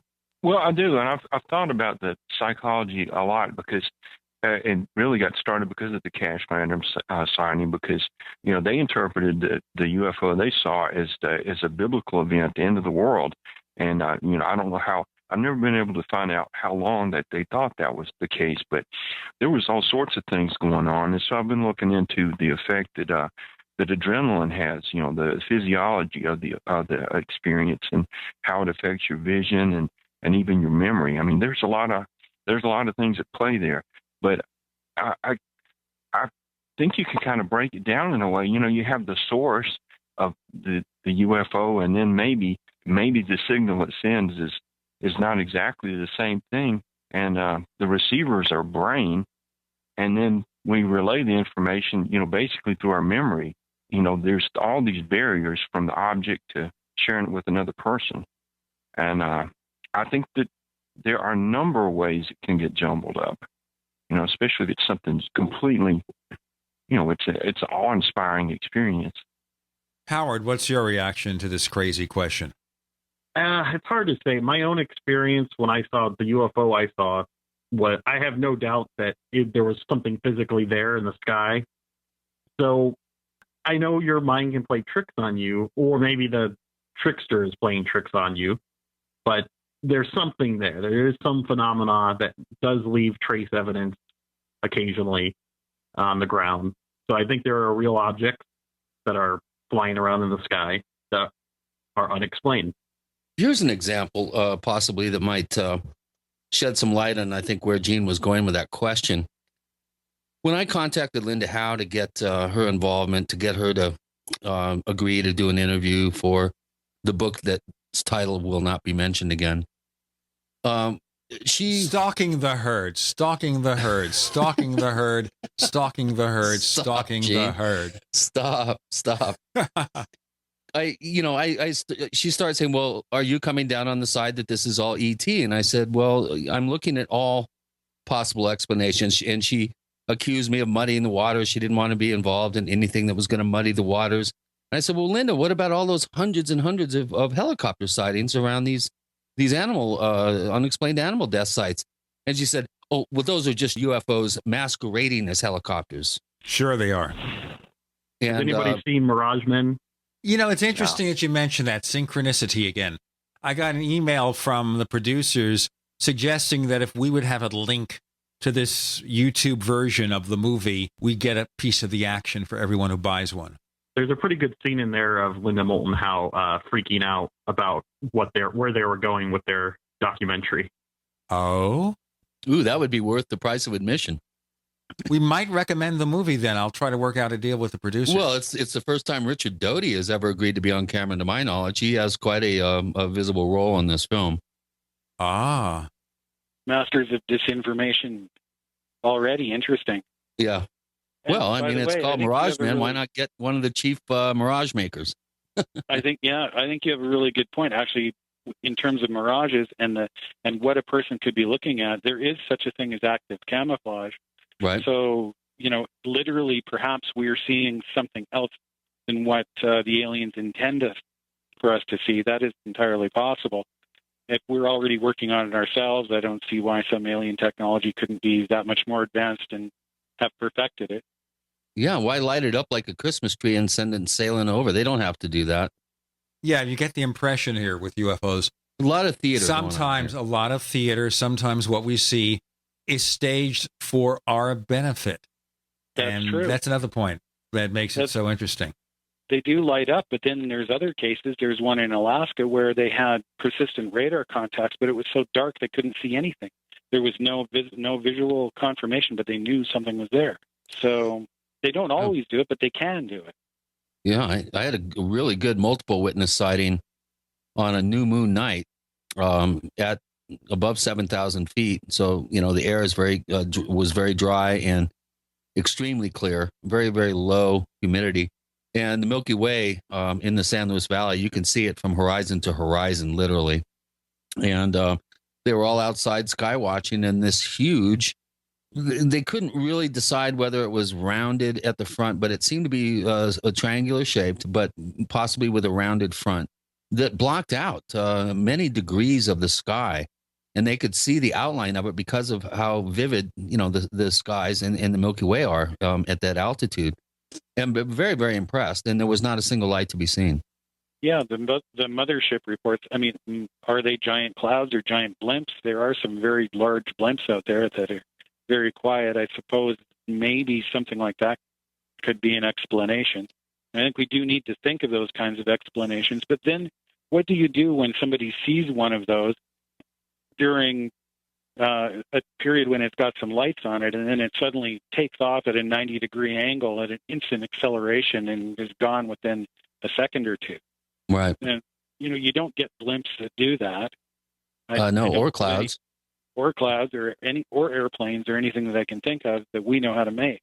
And I've also seen our government trot out 3 C-131 cargo planes, wingtip to wingtip, and have a sequencing white light that went down the leading edge of all 3 planes in perfect synchronicity, or synchronized fashion, so that it looked like it was going all the way down what appeared to be a 300-foot single shape.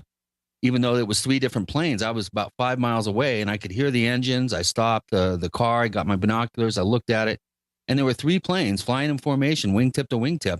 But this light was sequencing all the way down all leading edges of all the wings to make it look like it was something 300 feet across. So, why would they do that? That's really interesting. Yeah, I saw that with my own eyes.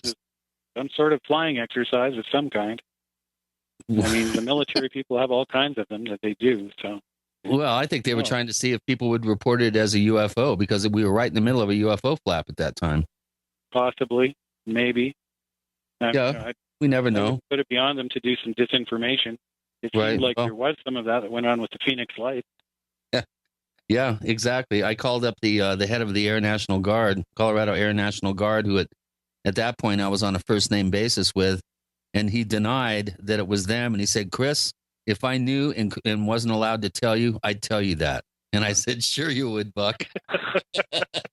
Okay, we are featuring HoJack, Sentry, Ufology, a special listener roundtable with Gene and Chris. You're in the Paracast.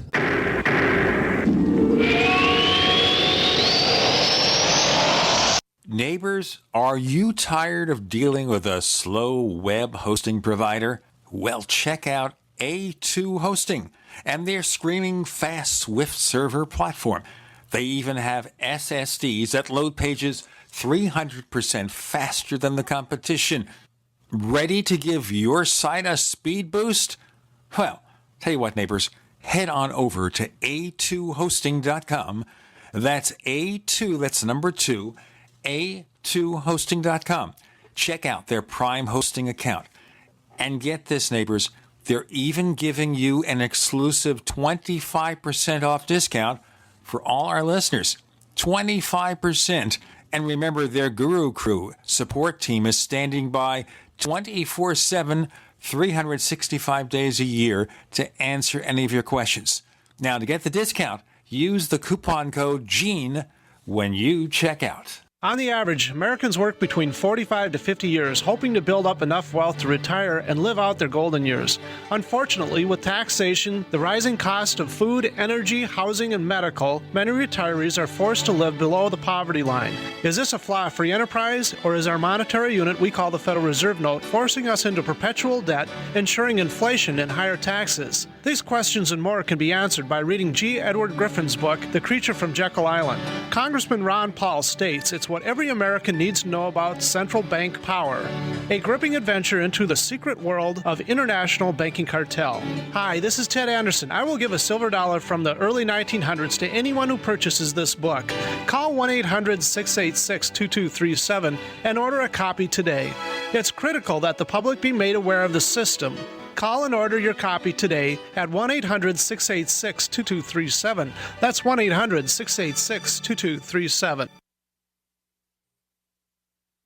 We all know that Berkey Water Purification Systems are the most trusted name in water filtration. As an authorized Berkey dealer for over 6 years and serving thousands of satisfied customers, the Berkey Guy offers amazing specials for Berkey water filtration systems. The Berkey Light systems include a set of self-sterilizing and recleanable black purification elements that purify water by removing chlorine, pathogenic bacteria, cysts, and parasites to non-detectable levels and remove harmful chemicals such as herbicides and pesticides. Order the Berkey Light system today, complete with 2 black Berkey elements for only $231, and the Berkey Guy will ship your order free of charge. With the purchase of a Berkey Light, the Berkey Guy is also offering a set of fluoride and arsenic filters for only $39.99. That's over 30% off the retail price. Call the Berkey Guy at 1-877-886-3653. That's 1-877-886-3653. Or order online at goberkey.com. That's goberkey.com today.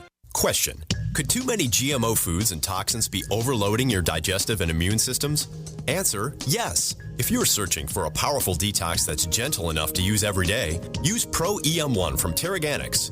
Pro EM1 is a powerful liquid probiotic that uses good bacteria to suppress pathogens and gently eliminate toxins from your body. A healthy digestive system will cleanse and remove toxins, support weight loss, improve absorption of food nutrients, and aid in controlling yeast and other infections. Pro EM1 is made with only non-GMO and certified organic ingredients, has no preservatives, and is dairy, soy, wheat, and gluten-free. Pro EM1 is the key to your digestive health. Order Pro EM1 Daily Probiotic Cleanse at Terraganics.com, spelled Terraganix.com, or call toll-free 866-369-3678. That's 866-369-3678. Also available through Amazon Prime. Pro EM1 from Terraganics. Life's getting better.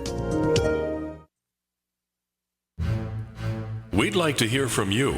If you have a comment or question about the Paracast, send it to news@theparacast.com. That's news@theparacast.com. And don't forget to visit our famous Paracast community forums at forum.theparacast.com. Now, we announced this episode very shortly before it came on, so we didn't get questions from listeners, but those of you who've checked the forums, there is a posting there from Technomagic. I don't know how many of you have seen that yet. Chris? I'll go take a look right now. It's about something involving, I guess, clowns.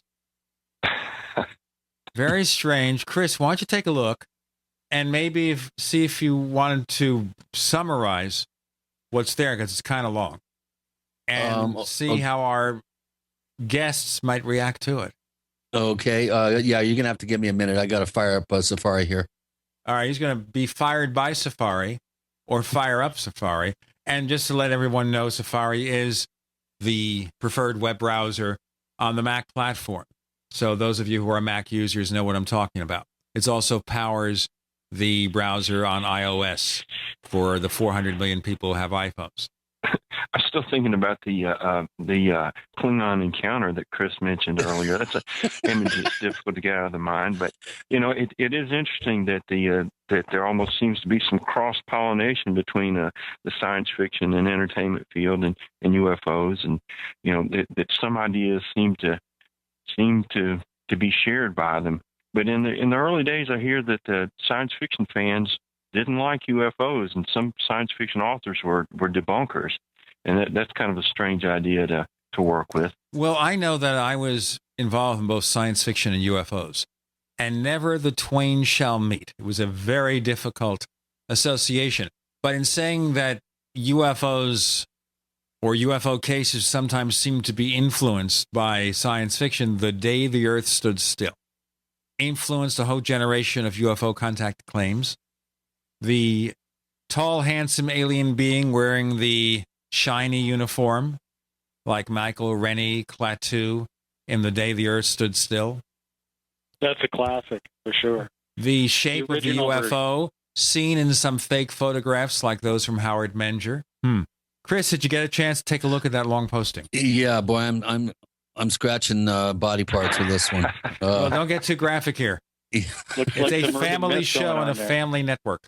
Well, Techno Mage T has a list of very curious events that he had posted prior to this, but he's reposted them, and he says that his wife has had a number of very interesting experiences over her lifetime, starting with what he calls the disheveled sad clown.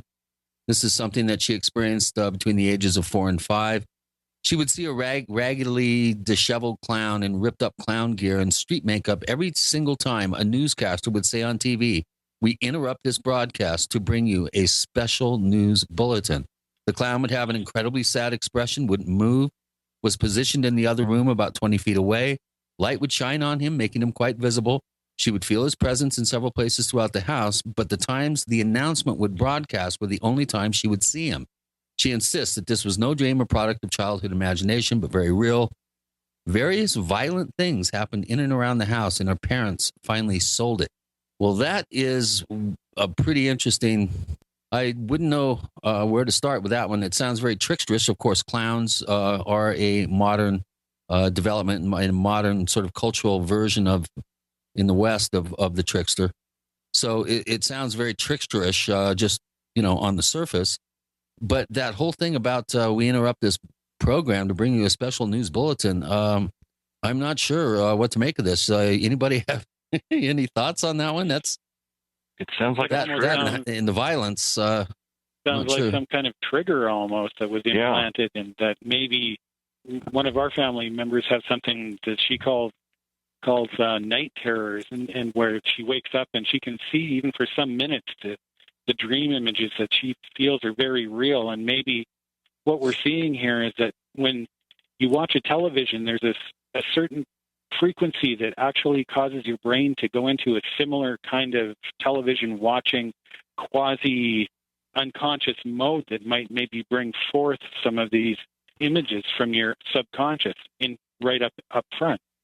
And that's about the closest I can think of to something that could explain it psychologically. Yeah, maybe it's like flashing red lights to an epileptic or something. Maybe that special news bulletin tone or something. Because we're talking. They've actually done some experiments where they hook people up to EEG wires, and then they measure their brain waves while they're sleeping, dreaming, and so on, and watching TV. And when you turn on a TV, a number of them line up almost perfectly. And so what could be happening is when this particular trigger comes on, that these brainwaves just line up, and out comes this subconscious imaginary figure that seems perfectly real, but it isn't. Yeah, that's pretty interesting. Of course, clowns do crop up in paranormal cases from time to time. And the clown image is a very, very old, ancient, archetypal image, as I mentioned prior, that goes back to the trickster. Generally, it's neither good nor bad or positive or negative. The fact that the clown had an incredibly sad expression maybe some sort of indication. Maybe it was who was the famous frowning clown, Clarence Kelly. What was his name? Something Kelly. Gene would probably know that one. Emmett Kelly. Yeah. Emmett Kelly. Emmett Kelly, that's right. Not Clarabelle the clown, Emmett Kelly. Emmett Kelly, yeah. Well, again, I'm not really sure what to make of that particular story. Let's go on to the next one. This is over a former stomping ground of mine. I lived in the Bronx when I was going to college for a couple years.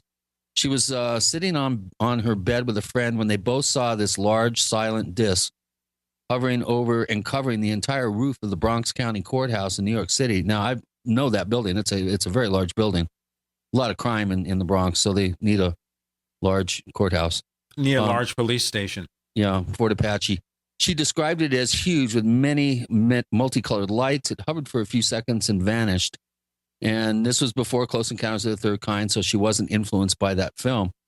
Well, sightings in New York are fairly rare, but they have been reported. Of course, the most famous being John Lennon and Maypay up on the I think First Avenue down in the 50s, I think in Manhattan, where he was naked standing on his rooftop, and this huge, fairly large object came and kind of did a little display for him before taking off. There were half a dozen other sighting reports of apparently the same object. You would think with 12 million people in the New York City metropolitan area that if there were UFOs flying around, somebody would be looking up. Although if you live in Manhattan, it's hard to see the sky in some parts of the city. It's all, of course, obscured by glass, steel, and concrete. Most people in New York, by the way, tend to look down or straight ahead. They're not really If you looking look up, you're a tourist and you're fair game. That's right. They see you do that. Of course, they'll follow you around and they will tell you what's going on. But John Lennon mentioned this in the song Nobody Told Me. Right. The lyric, everybody's flying and never touch the sky. There's a UFO over New York, and I ain't too surprised. We have HoJack as opposed to LoJack. We have Sentry. We have Ufology. We have Gene and Chris sometimes. You're in the Paracast.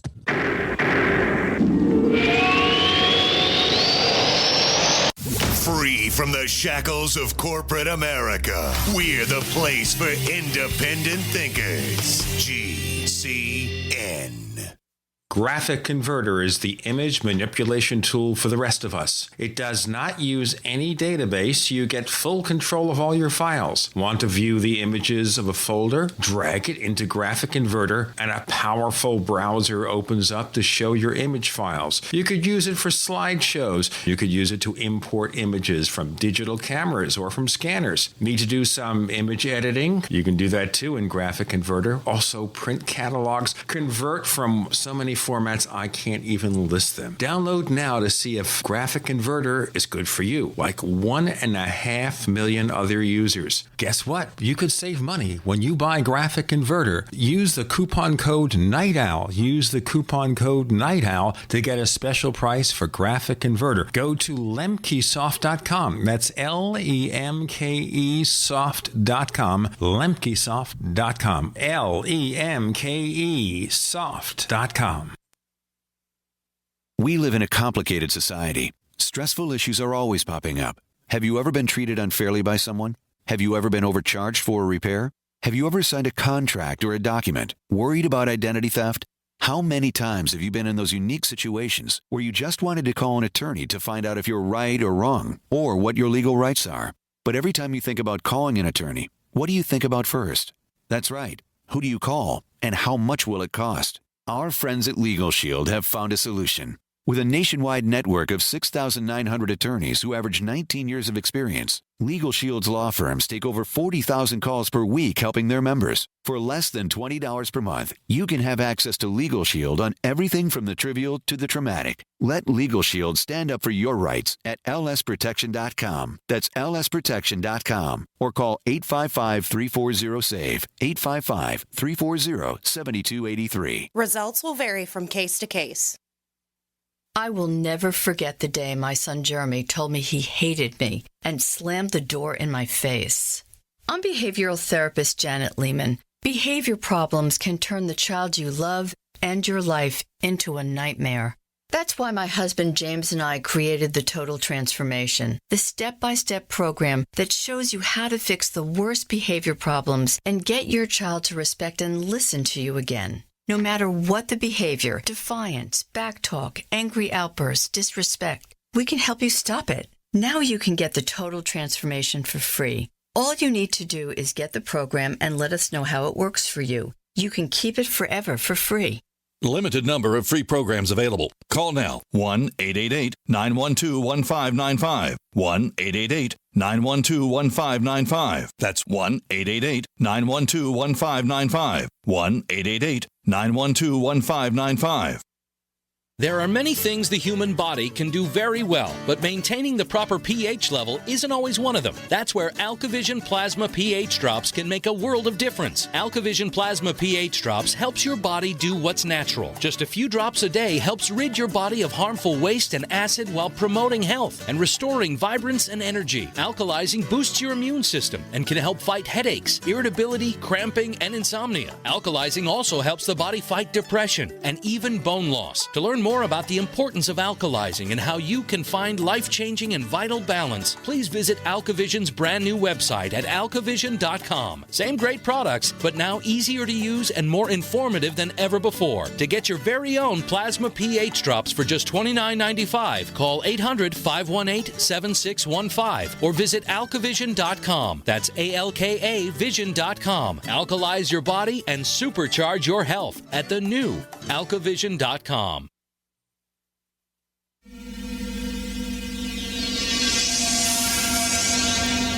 This is Hilly Rose, and I hope that you do listen to the Paracast because you will learn a great deal about the paranormal.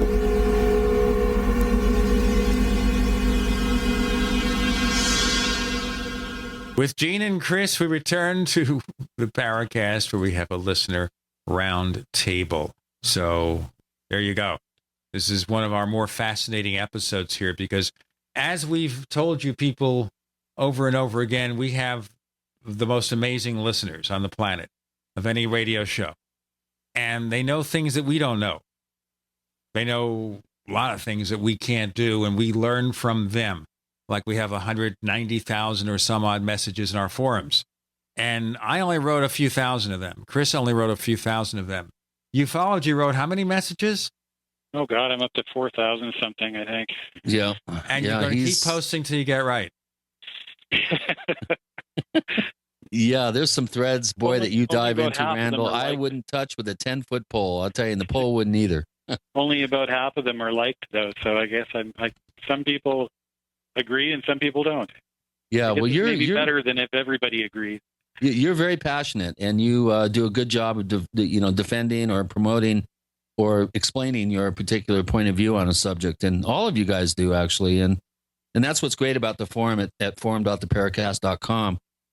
I'm a pretty bright guy, but boy, I'll tell you, there's some really smart people on there, and every day, if I spend just a little bit of time, I'm going to learn something, and that keeps me coming back, and I think keeps the whole thing fresh for me. And I think for a lot of people that lurk at the forum and maybe at times are too intimidated to even get involved, but it's also a place where guests of the show from time to time are willing to get involved and continue the discussion on the forums from points they've raised on the show. And David Perkins, who was a visitor here on the show a couple of weeks back, is now getting involved and answering some questions on there. And of course, we had Matthew Williams, the crop circle maker from England, posted several hundred times. Rosemary Guiley has graced us with some of her further insights. So it is a great place to get up to speed, to really, have a repartee and a nice equal exchange with people that are really up to speed and do the research, do the reading, read the books, keep up on the subjects that we cover here. We have a question, by the way, from Nameless, just posted. Yep, I see it. For the record, what are the weird experiences people have had? I'm also interested in whether people place these personal experiences in the same drawer altogether, or do they make distinctions? Should we be clear and definite about this in the paranormal world? UFOs are one thing, Bigfoot and cryptoids another, telepathic messages, ghosts one thing. What about the cases that combine these events? Well, earlier, Howard mentioned some experiences he had. How about you, Randall? Oh, I've had a number of them, actually, over the years. That's why, despite my skepticism on the forum, I do believe that strange things happen. When I hear somebody say that something odd happened to them, I don't dismiss it out of hand. I might come up with another explanation, but, I've seen a UFO. I've had missing time. I've thought that maybe I went through something they call one of those dimensional portals while out in the forest with some friends of mine. It's just, I've had a lot of really strange experiences over the years. Now, when you went through a dimensional portal, it wasn't from Storybrooke to the Enchanted Forest. Nothing like that, no. But it was pretty dramatic in its own way. There was 3 of us at the time. And I don't know if anyone, if you want me to go into that, but... Yeah, I was just asking, where exactly was this? Was this in the Rockies or? Yeah, on the out by Lake Windermere, if you know where that is, in the I do. Rocky Mountain Trench. Another one of those mysterious valley type situations. Right. All kinds of stuff goes on out. Beautiful area too, I might add. Yeah, that's where I saw the UFO. That's where I became personally 100% believer from firsthand experience that they're here. The one I talk about less is this sort of dimensional portal rift thing that myself and two of my buddies seem to go through just completely by accident. It was a really bizarre experience.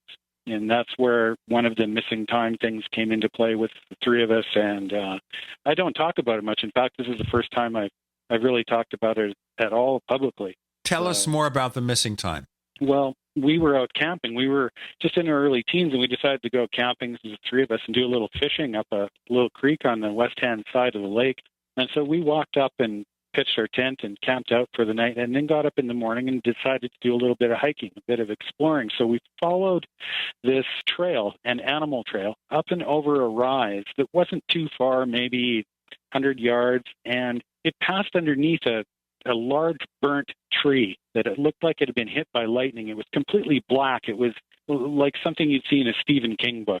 And there was a branch that overhung the pathway, and as we walked underneath this branch, all three of us at the same time were overcome with this vibration energy thing that I would allude to before, back to Mac, where all of a sudden we were just, what was that? We looked around, and everything seemed to be just slightly changed, but in a way that you just couldn't explain. For example, there was where it had just been some shrubs and bushes off to the side. Suddenly there were these old piles of lumber that had been sitting there from a sawmill that you could tell had been there at least 20 years with. And I went over and looked, and there was things growing up from around them and everything, and they just simply hadn't been there before. Wow. And the sense that the light was a little bit different, the clouds were slightly different. We thought, well, that was just really weird. And we walked along a little bit more and came to where this old sawmill was, hung around there for what seemed like maybe 10, 15 minutes, and then decided to hike back to the tent. Well, by the time we got back, we'd woke up early because we were outside. It was kind of a bit chilly. We'd set out about 7 in the morning, and when we got back, it was 4 in the afternoon. This couldn't have been more than 400 yards total. Wow, that's very interesting. Yeah, and I often want to go back to this place to see if I can re-experience this thing, because it was like we walked into a parallel universe, one that was just a little bit different. Yeah, maybe you came back into an alternate reality, and Randall that walked under the tree is now married to Margaret Trudeau. I don't know. It's rather bizarre to think about, but I mean, that was an experience, a real life experience with 3 people that experienced it all at the same time, who saw all these things at the same time, have no explanation for it, and just kind of went on living. Probably a lot of people have these kinds of experiences, and they just don't want to talk about them. They're too fearful of ridicule or whatever. Well, do you think at all that maybe you're an abductee? Well, I could say I have the symptoms, but I don't claim to be an abductee. Another time when I was a child, I walked out into a field that I played in often, disappeared for most of the day. My parents were getting really worried, wondering where I was. I thought that what I had done is gone down into a little kind of depression into the ground and kind of was watching the clouds and pretending I was playing with spacemen. And when I got back up and walked out of it, I went back home and the whole day was gone. Now, you could say it was just something that a kid went through, but when I went back out there, I could never find this spot. I really liked it. I wanted to repeat the experience. And what there was one of these classic big round burn circles in the tall grass. And I was small. The grass was in some places taller than I was. So I kind of ported the grass out into this place, and here was this big black burn circle. I don't know. I'm just saying, okay, that's what I remember. Yeah, it sounds like you visited Magonia. Yeah, exactly. It was definitely along the lines of some of the valet type stuff. But I'm not claiming I was abducted or whatever. I just remember this from when I was in my childhood. Yeah, you didn't come back home with a note written in Klingon pinned to your shirt or anything. No, nothing like that. On the way through the grass, though, and I get ridiculed for this all the time, I was parting the grass in front of me so I could see where I was going, and suddenly standing right in front of me was this rabbit with these great big, those almondy eyes, big black almondy eyes looking right at me, and I swear it said hello to me. And then it just kind of wandered off through the grass. And he didn't say, what's up, Doc, did he? No, he didn't say, I'm late. No, nothing like that. I said hello. It said hello. I was shocked because I didn't know rabbits could talk. And I thought I was still young. I didn't know any better. I'll tell you what, we have to do this break. Otherwise, we're not going to know what's going to happen next. We have Ufology, Sentry, and HoJack. More coming with Gene and Chris. Our final segment this week. You're in the Paracast.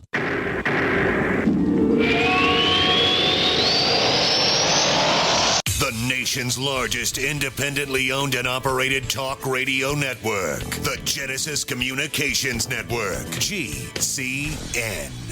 Attack of the Rockoids has been well received by critics and readers alike. It's a thrill-a-minute story you'll never forget. A former U.S. military intelligence officer is haunted by intense dreams about a beautiful woman pleading for his help after a terrible battle in outer space. But the dreams turn out to be true and thrust him into a telepathic love affair with a woman whose faraway planet is intent on destroying the Earth. And now the gripping tale continues in The Coming of the Protectors. It's the second book of the Rockoids trilogy, a galaxy-spanning adventure that pits our hapless heroes against powerful, fanatical enemies that threaten the lives of freedom-loving beings everywhere.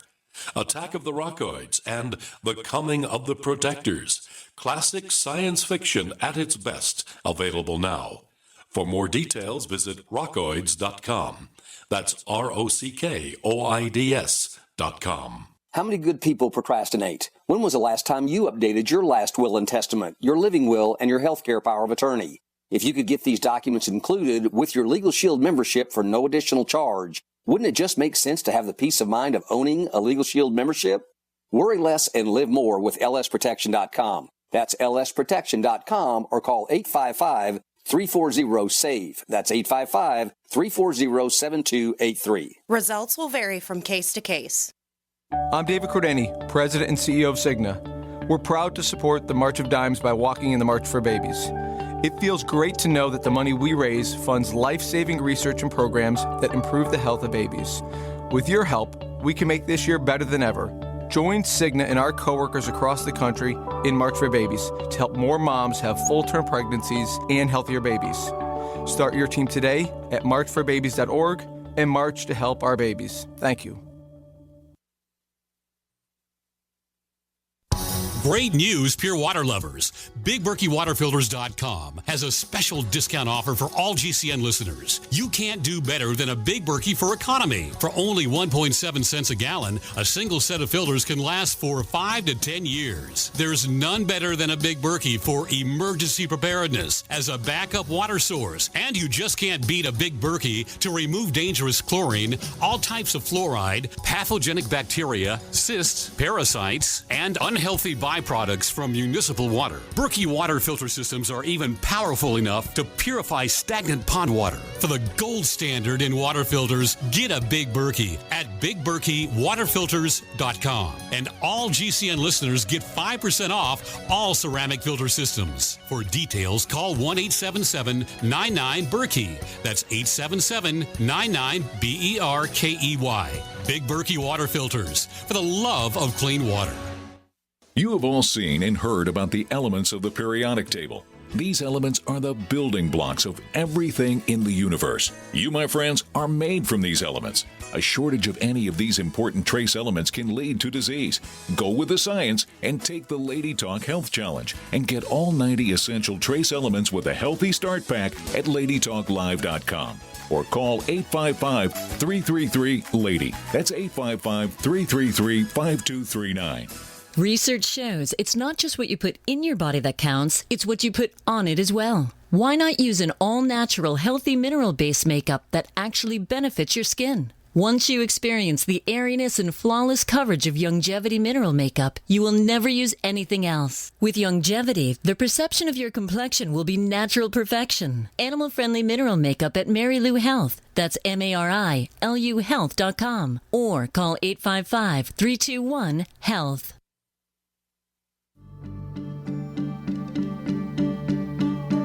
Hi, this is nuclear physicist lecturer Stanton Friedman. You are listening to the Paracast, the gold standard of paranormal radio.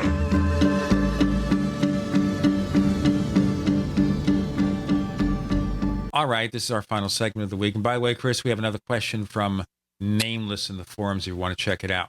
Yeah, I'm reading it. Okay, we have Howard Jackson, HoJack, Curt Collins, Sentry, and Randall Murphy, Ufology. Randall, you got a lot of stuff there going on. Yeah, how old are you when this incident in the field happened? Oh, God, I must have been about 6 or 7, so about 1965.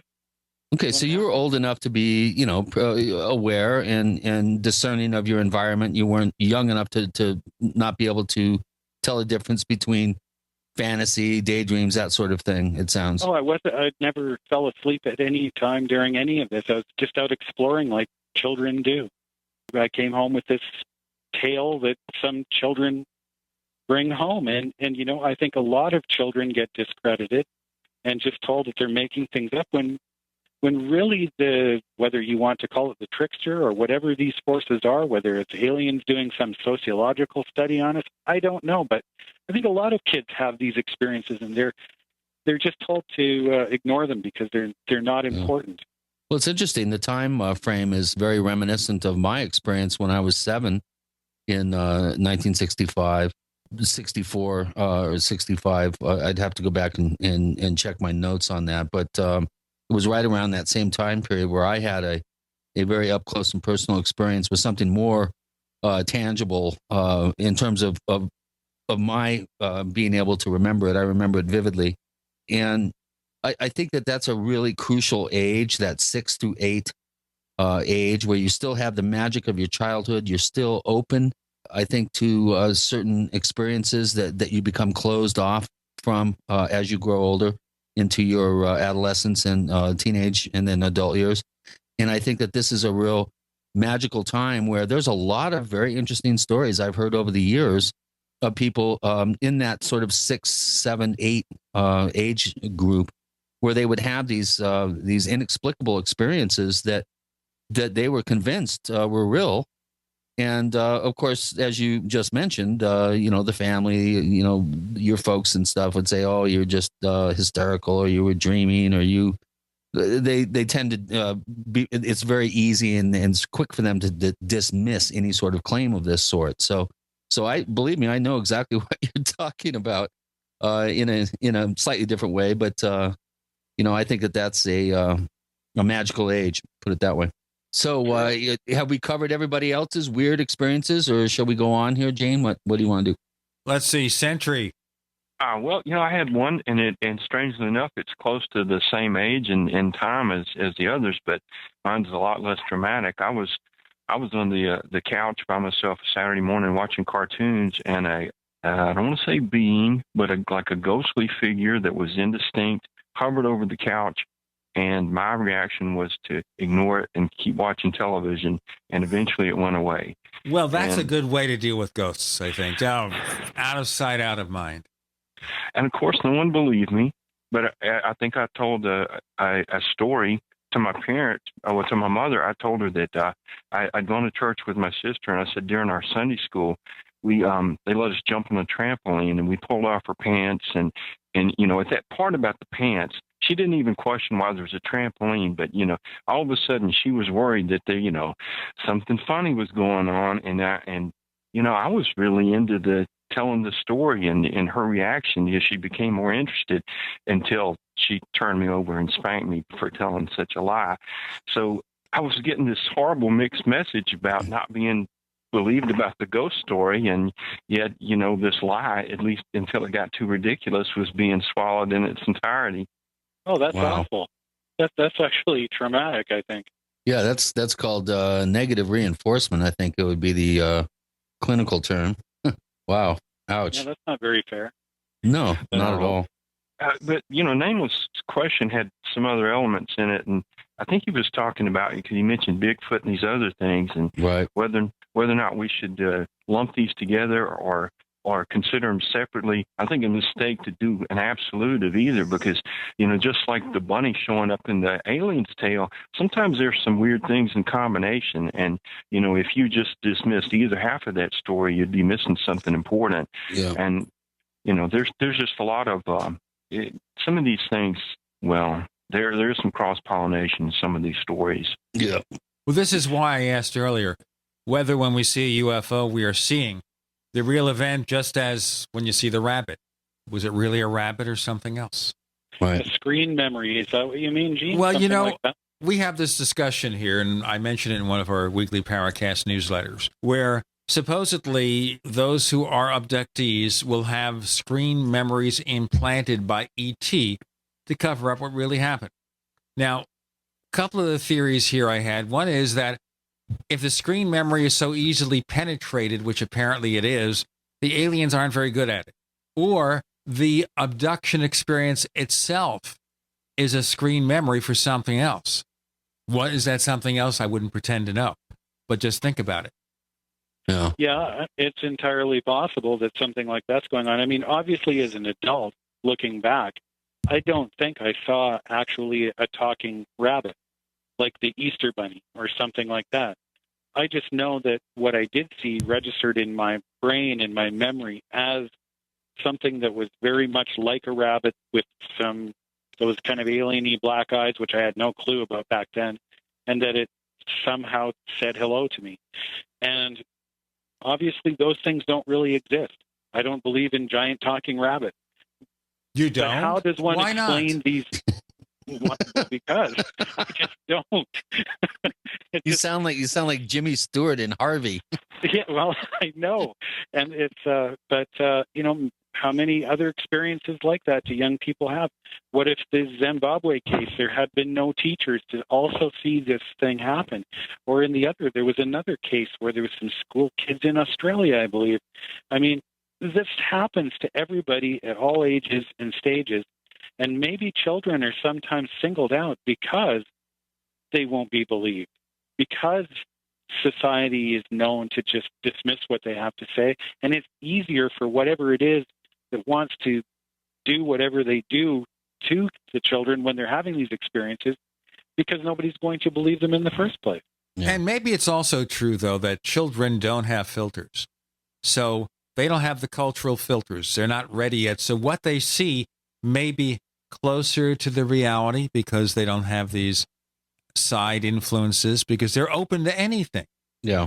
Yeah, that was my point before, that it is a magic age when, you know, reality and imagination and the archetypal, you know, the power of the archetypes within the subconscious are exist more on equal footing. And I think that this is a fertile ground for being aware of experiences, being aware of subtle energies, let's say, that you normally block out when you get older. And I you know, it's like just the whole idea of time. I mean, when I was a kid, the summer lasted forever. It seemed like it was as long, if not longer, than the school year. Now I blink and summer's gone. I'll tell you what, at my age, I blink and 10 years have passed. All right, guys, we're just about out of time. This is a chance to promote yourself. Howard Jackson, you have a website or anything where we can learn more about you? No, I don't have my own website, and it's probably better that way. But I hope to announce some kind of a Kickstarter for a documentary here soon, but I'll keep you updated. Yeah, it's a great project, too. I've been told a little bit about it. Okay, Curt Collins, you are running JimMosley.com. And look for some updates to that soon as some more stories and photos become available. And my other site is blueblurrylines.com. Just very quickly, Randall, tell our listeners where your site's located. At ufopages.com. You can just type in Google, just type in ufology. We're usually right up near the top of the page.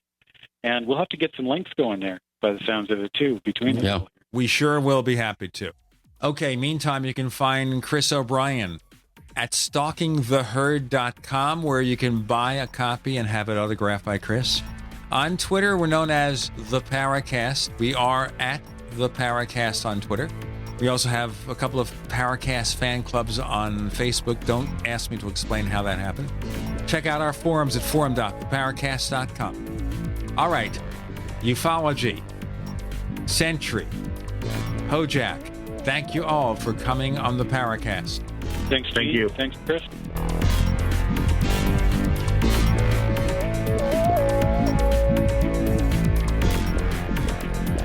The Paracast, featuring Gene Steinberg and Christopher O'Brien, is a copyrighted presentation of Making the Impossible Incorporated.